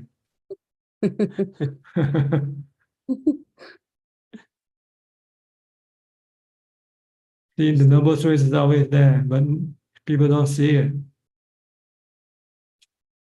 But like to me, it's like wow, it's like so many people in this world, but we all don't see it. Like Yeah, it takes just one person, once in a long, long time to be able to see these truths. yeah, and then one Then wow. he then can teach other people to see it. Oh. As soon as he saw it, he then taught the 5 ascetics, and as soon as he taught them, they could also see it. So, Oh.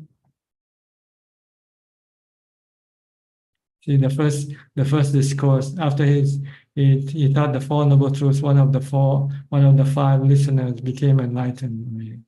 Yes, yes, I can see now. The 4 noble truths is in myself, in my mind, working all the time, but I just don't see it. That's all.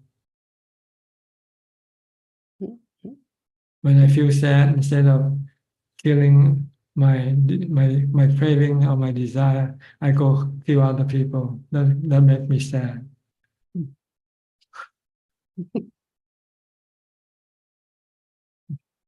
Then you have to keep killing other people, because there will be some more people that will make you sad again.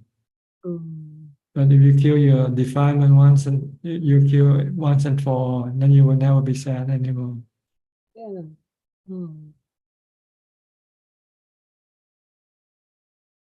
So this is what we want to do.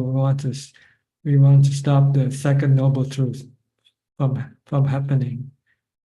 If it happens, we want to eliminate it or stop it. Which are your cravings, your desire.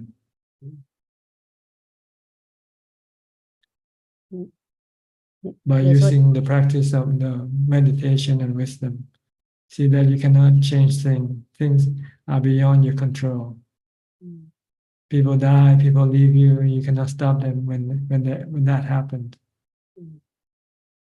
Only thing you can do is just accept it. If you can accept it, then you won't get sad. You don't become sad.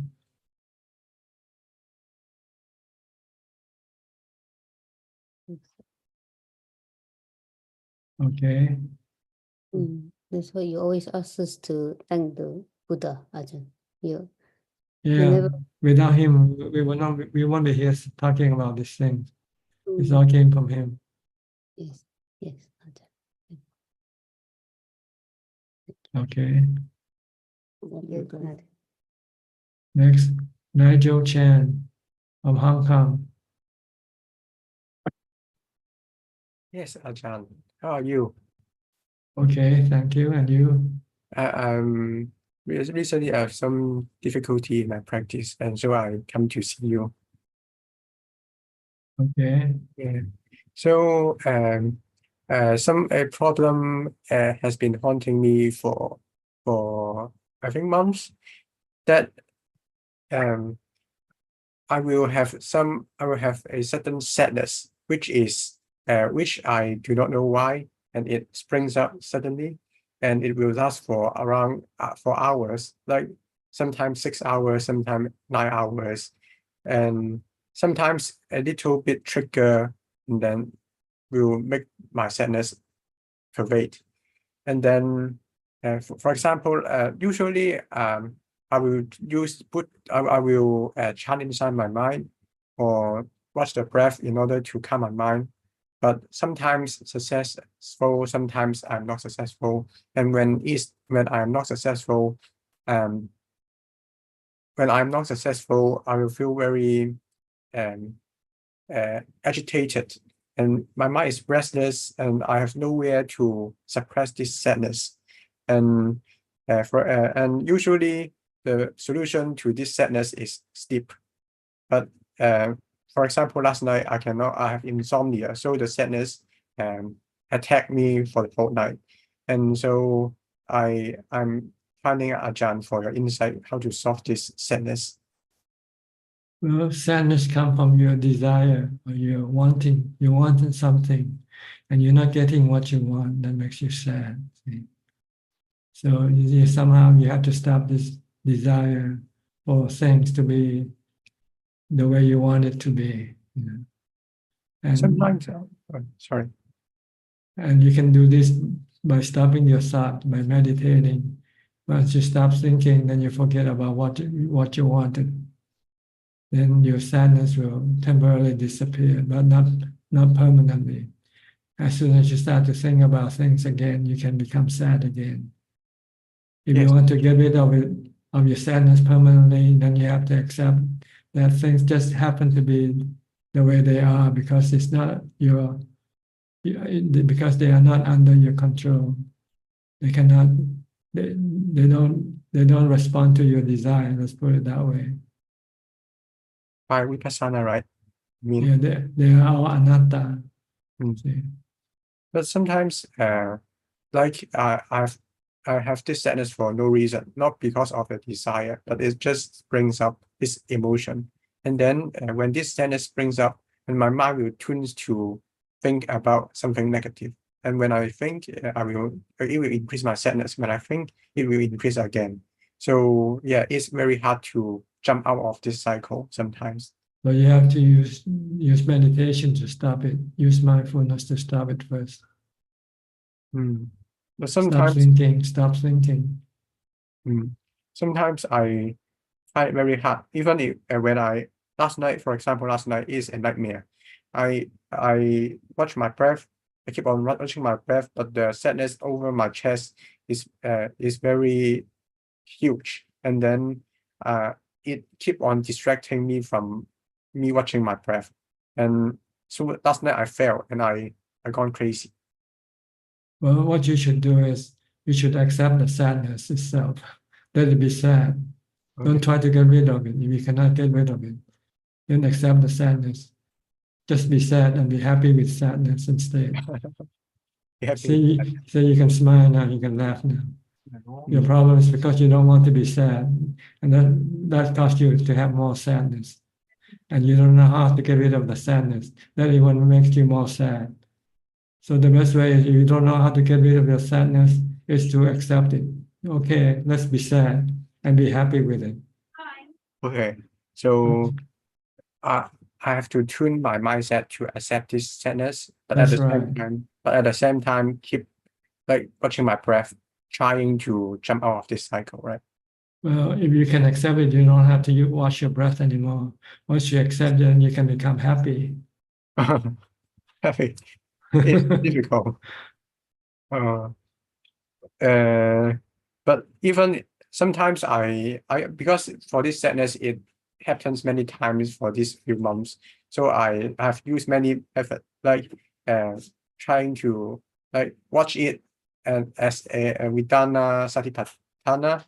I'm practicing Vedana Satipatthana by watching this Vedana, but I just let it be. But I do not feel happiness. I just Because you haven't yet let go of it completely. See? If you could let go of it completely, then there will be no sadness left in your mind, and you feel light and easy and happy. Okay. Is this phenomenon due to my past karma? Because when this sadness occurs, for example, last night my stomach clenched, and I feel nausea and likely to vomit, and my body and mind are both suffering, and it's like something tormenting me. Don't worry about the past karma. Worry about how to deal with your problem now. And like I said, the best way is to embrace it. If you cannot get rid of it, then just embrace it. Accept it. Okay. And besides this sadness and my ongoing practice is also ongoing, and I would like to follow your routes of practice by gaining jhana first, and then yes. So from the time I practice jhana, it has been 6 months already, but still no breakthrough. So I keep watching my breath, but no nimitta, no, sometimes piti, sometimes suttika, but still no nimitta and no jhana yet. Your mindfulness is not strong enough yet. So you have to practice more mindfulness. Mm. You have to practice mindfulness all the time, from the time you get up to the time you go to sleep.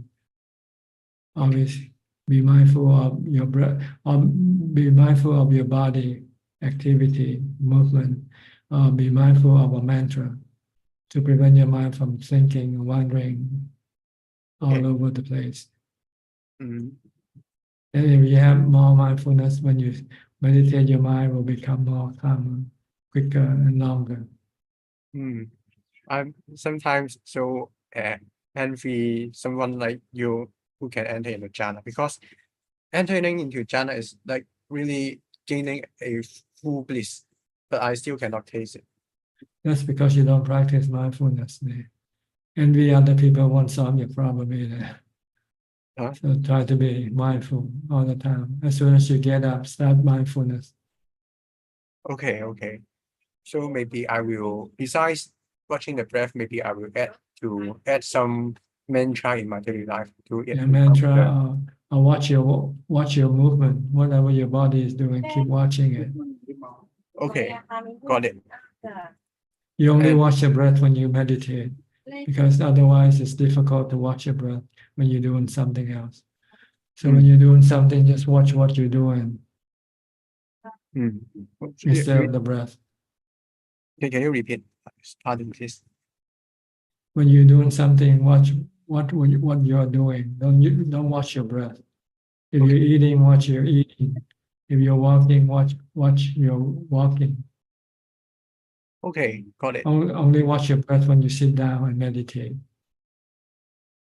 Okay. Okay. Okay. The third question is about the chitta. So before someone has asked you about the chitta, and I heard that Ajahn said that the chitta is permanent. This knowing is permanent.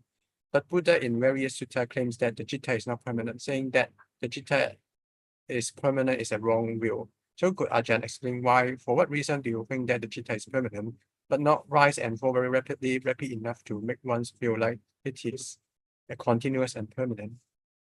Well, it depends on what you mean by the chitta. See. If you mean the chitta is the knowing element that it exists forever. Whether you call it permanent or not, I don't know, but it doesn't disappear. It's always there. But if you're talking about the conditions in the chitta, then this is changing all the time. The content of your mind keep changing. Sometimes you feel good, sometimes you feel bad. These are the content of your mind. But This is anicca. Sorry. Okay. But I heard someone's also some accomplished master who says that when an arahant dies, no chitta remains. So from your point of view, you think that you will claim that the chitta will remain because it is permanent, right? After an arahant dies. That's right, the chitta always remains. It doesn't disappear.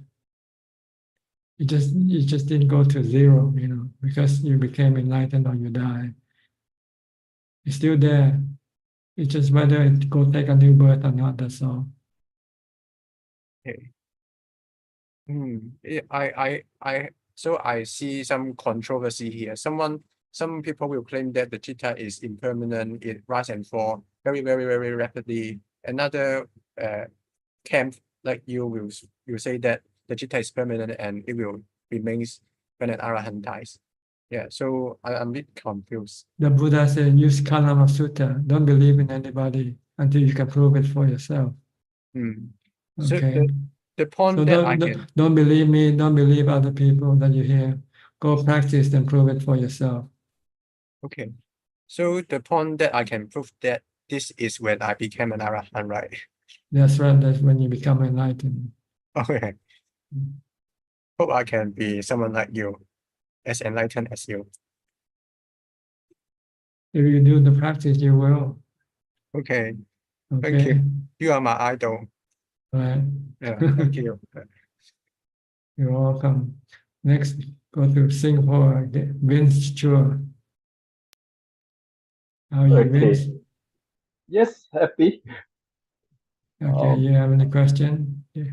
Yes, Ajaan, I mean, for me, I'm very attached to the breath because I think we use the breath as a meditation object. Okay. And I got a little bit panicky when I lost the breath. I mean, in certain medical instances. So it seems like the breath is also the part of the body, right? So That's if we were to lose the breath, seems like I need another mental meditation object in order to stay on track. If not, the panicky mood kicks in because you have never been so panicky before. So yeah. So and do we need a mental meditation object if let's say we lost the last breath? Yeah, because your state of mind tends to be a bit panicky. what? Can you repeat the question again? I don't quite get it. So we are very attached to our breath, and in instance where we lost the breath because the breath is part of the body, and do we so with the state of the mind gets very in a panic mode, and question is if we lost the breath because we are so attached to the breath as a meditation object, How we can need you a lose the mental breath? How can you lose the breath? You're breathing every day. because you don't breathe, right? Then you get panic, right? So the state of mind is like very Yeah, different. you have to breathe. If you don't breathe, you die. So in that instance, I was looking at it. It seems like Buddha is a better meditation object because I still have a mental object. Is that Well, correct? you can use whatever you want. See. If you use the breath, don't worry about the breath. If it disappear from your consciousness, it doesn't mean it's gone. It's still there, but you just cannot feel it. That's all. Okay. But I think just now you answered Nigel. I thought that was good. Maybe when if I lose it, just accept that I don't have the breath. Yeah. So it Yeah. seems like a good answer for me when you answered Nigel. Yeah. Just to be merely knowing. The goal of practice is to be merely knowing. Whether there is something for you to know or not to know, just be merely knowing. Okay. So I just go back to knowing, and then I will go back to the state of mind, the right state of mind. Yeah. Okay. Just remain knowing and remain calm and not reacting, not thinking. That's the goal of practice. Okay. Okay. Yes. Okay. All right. Thank you. Next, Stephanie. Hi, from Oregon. How are you? Hello. Hi, I'm okay. I just wanted to send respects. Feeling some Yes. sadness, just being with sadness. Just learn to accept sadness. I'm If you cannot- accepting the sadness. Yeah. Yep. If you cannot get rid of it, then just try to learn to live with it. Just Yeah, like that was painful- really just that like was painful awesome to hear feeling. him. Yeah. Yeah. How I think Nigel was speaking, that was I know how he feels. So yeah, he's not alone going through being with sadness. Yeah. That's all. I just wanted to show respect. Thank you. Yeah. If you can accept sadness, then you won't be so sad. Yeah, that's The problem is when you're so sad because you cannot accept your sadness. I'm not attached. Yes, I'm attached to what I'm Yeah. sad about. It's true. Okay. True. But if you can meditate, you can stop or temporarily stop your sadness when you meditate. True. Yeah. Okay, but if you Great. cannot meditate and you cannot get rid of your sadness, then just try to accept your sadness. Yes, I'm Be- grateful be- that I can still Yeah. meditate. Yeah. Or grateful that you're still alive, you know. Yes. Grateful for this awareness. Yeah. Yeah. Okay. Thank All you. right. Next, Samanji. I saw your sister just now. Is she still here? Yeah, she's here, Ajaan. Okay. So She's you want come. to ask your Yes, question she is. yourself. Yes, sir. Hi, how are you? How are you, Ajaan? You still in Sri Lanka? Yes, I'm in Sri Lanka. As soon as I arrived at Ajaan, I got sick, and finally it was COVID, and I had to be in the hospital for a few days with some breathing difficulty. Because I left Thailand, I think less than 2 days after I met you, but I was in 2 or 3 days in Chennai. I think from there I got it. For some matter, we went there as well on our return. It was so nice to meet you, Ajaan, and I'm so glad that I met you and also my husband. It was a real wonderful opportunity for us, Ajaan. You were so kind and you explained everything in detail. And thank you so much, Ajaan. Okay, you're welcome. I want to pay respect to you. Okay, good to see Today I you. don't have any questions. Okay, good. Hello, Ajaan. Yes, you Can have I some ask- question. Go ahead. I have a couple of questions. Now, Vesak season is coming up. Month of May is a Vesak. It's a very important month for for Buddhists. And in Sri Lanka, many Buddhists, they give more importance to Amisa Puja than Pratipatti Puja. Amisa Puja in the sense they are very interested in going to temple, then make Vesak lanterns and pandals and etc. But I think what is more important is Pratipatti Puja than Amish Puja. What's your view, Ajaan? Like, shouldn't people pay more attention to Pratipatti Puja than Amisha Puja? Well, see, Amisa Bhusha is easy than Patipat Bhusha. So for most people, they just want to take the easy way out. So they do the Amisa Bhusha instead of the Patipati Bhusha. But people should engage in Pratipatti Puja more. Isn't that so? If you want to become enlightened, then you have to do Patipati Bhusha. But sometimes some Sri Lankan monks also they encourage their devotees to pay more attention to Amisa Puja. They they collect funds to to get their dana salas built and for things like that. So they get their devotees to collect funds and all. So that makes other Buddhists also to pay more attention to Amisa Puja than Pratipatti Puja. Is it correct? Maybe because they themselves cannot do the Patipati Bhusha. So they cannot lead you or guide you in that way. So they can only guide you in the Misa Bhusha.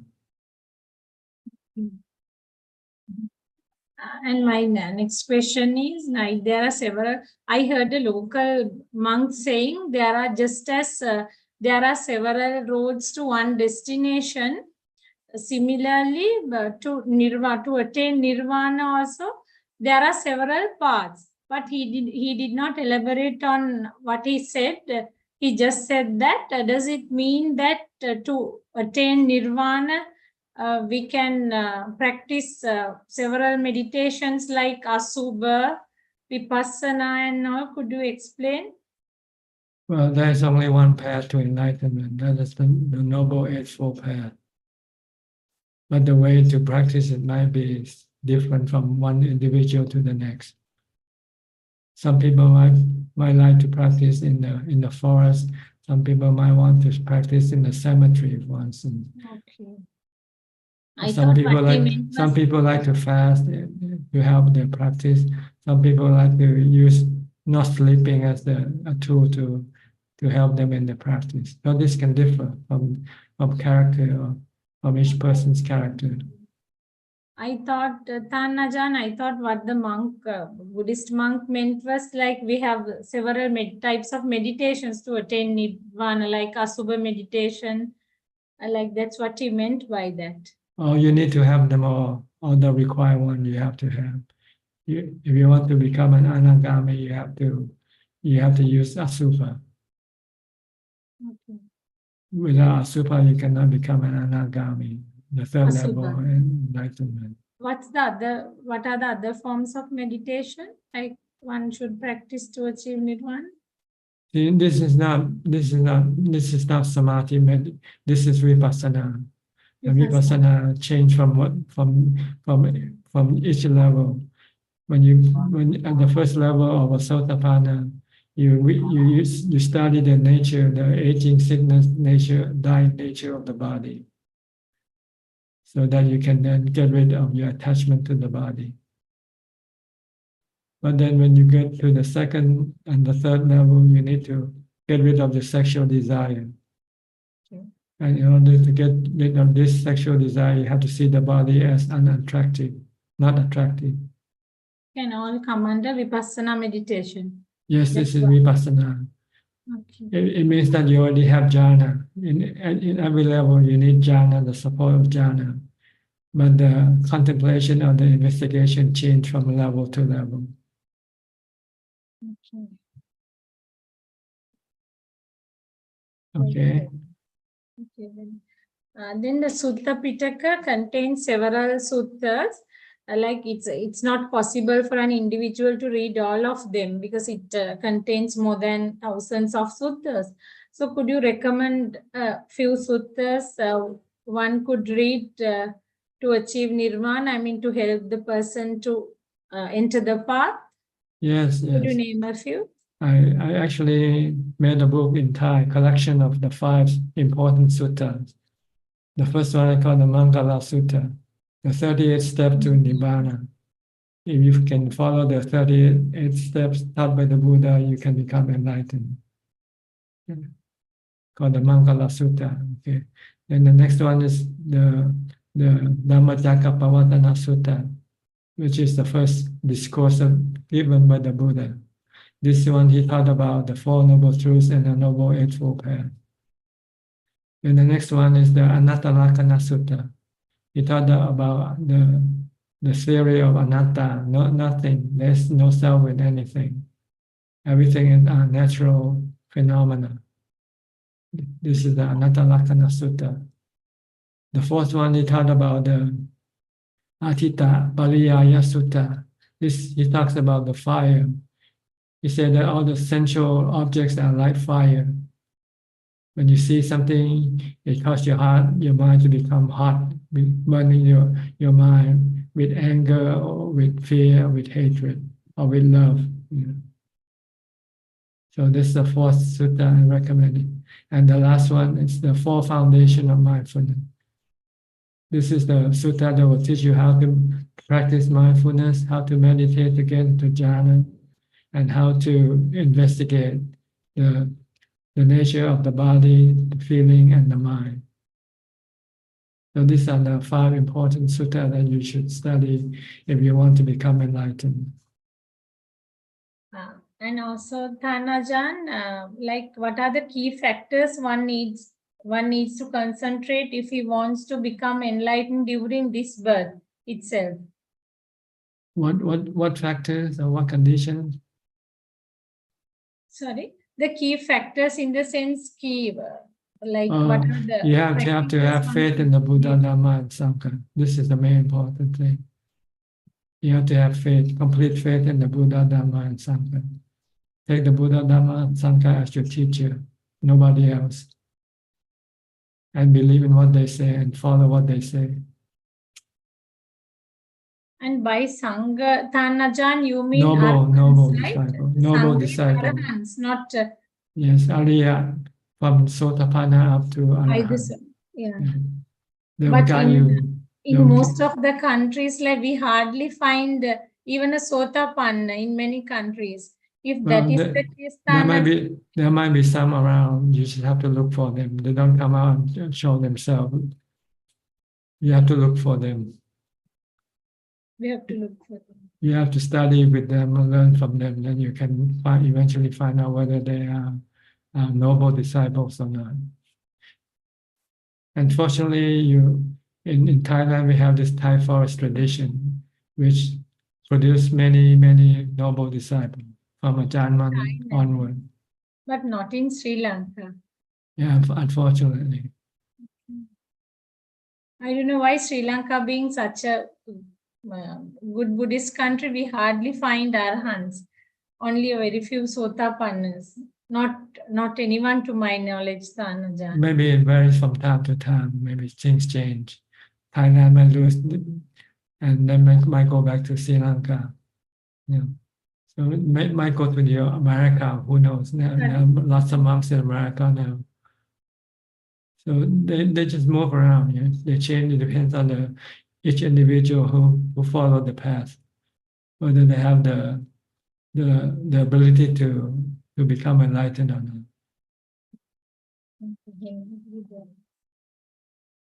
All right. Okay. Then, I just want. Can I ask one more question? Sure. Go Yeah. ahead. Now, how should an ideal Buddhist behave? A lay person. Behave. Yeah. What they should be his do. daily. They just follow the three paths, the three steps of practice. The dana, sila, and bhavana, or the 32 steps in the Mankala Sutta. Okay. Now, for us to do meditation, Ajaan, there's no one to guide us in Sri Lanka. If that is the case, we have to come to some other country to do it. Not necessarily. When I started, I read the books from Kandy, Sri Lanka, by the Buddhist Publication Society. There are several books. There are several monks as well. But Yeah. what Sri Lankans do most of the time is like they tend to listen to many sermons by several monks. Is it okay? Sometimes they get confused. I think better to read books from the Buddha, by the Buddha himself, the teaching of the Buddha. There are books by the Buddhist Publication Society in which they select. Yes, They selected some of the main teaching of the Buddha. That's how I learned about practice Buddhism from the books I got from Sri So Lanka. we read Venerable Narada Thera's books. Those are very good. Yeah, We have heard of. Jnana Ponika. And Jnana Ponika. This is Narada Thera. Jnana Ponika. Then Ajaan. I read the Four Foundation of Mindfulness from one of the books. They collected all the commentary and put in the same book, you know. So explain all the various steps of practices. So read the sutta, so the books that collected out from the That's the sutta. best way. Yeah. We have to read either the English version or Sinhala version. Sinhalese is our mother tongue. English, because we can't, we are not well conversant in Pali. You can use But either best one. would be to read the Pali one. No, Tanaja? No, not necessarily, as long as you can understand. Is there a good English translation that you could recommend to read the Sutta Pitaka? Is Bhikkhu Bodhi's have? Yes, I got most of my first books from Sri Lanka, from the Buddhist Publication Society. Okay. They have a collection of three booklets called the Three Characteristics of Existence, Anicca, Dukkha, Anatta. You can ask them for these three books. I'll do that.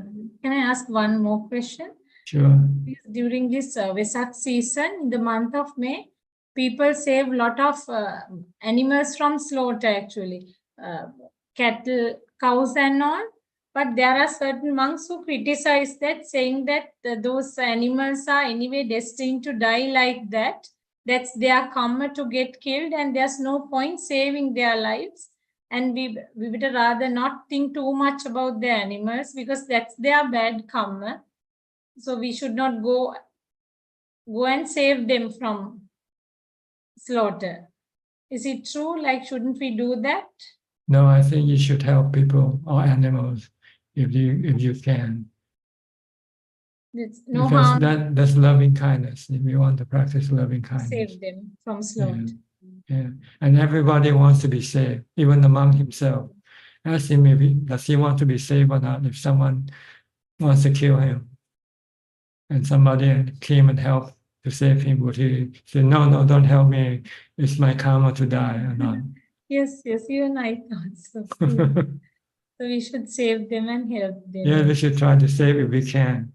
Unless we cannot, then we just have to let it be. The law of karma take its place, take its course. Yeah. Okay. Yeah, thank you so much. Nice talking to you. All right. I think we have more questions from Kunju, right, Kunju? Namaskaran. We have 5 questions this evening, and the first 3 questions are from the assistant Gmail, and they are from Herman Lee from Indonesia. Question 1. I have a Buddha altar in my house, which is modeled after a Thai-style altar, where tables are stacked upon each other, but a hypnotherapy practitioner who claimed to have psychic power said that my altar was wrong and would bring bad luck. Should I follow her advice to renovate the altar, or should I just continue practicing meditation and chanting with this altar? The Buddha said, what makes you good or bad is not the altar that you have in your house. What makes you good or bad is your karma. So believe in the law of karma and do good karma and don't do bad karma. That's all you have to worry about. Question 2. How often should offerings of fruits and flowers be made at the altar? You don't need to do anything with the altar. Just leave it alone. It doesn't change anything. It doesn't make you better or worse, whether you do or you don't do. Question 3. What should my mental attitude be when making offerings at the altar? Should I imagine that I'm offering these to the Buddha?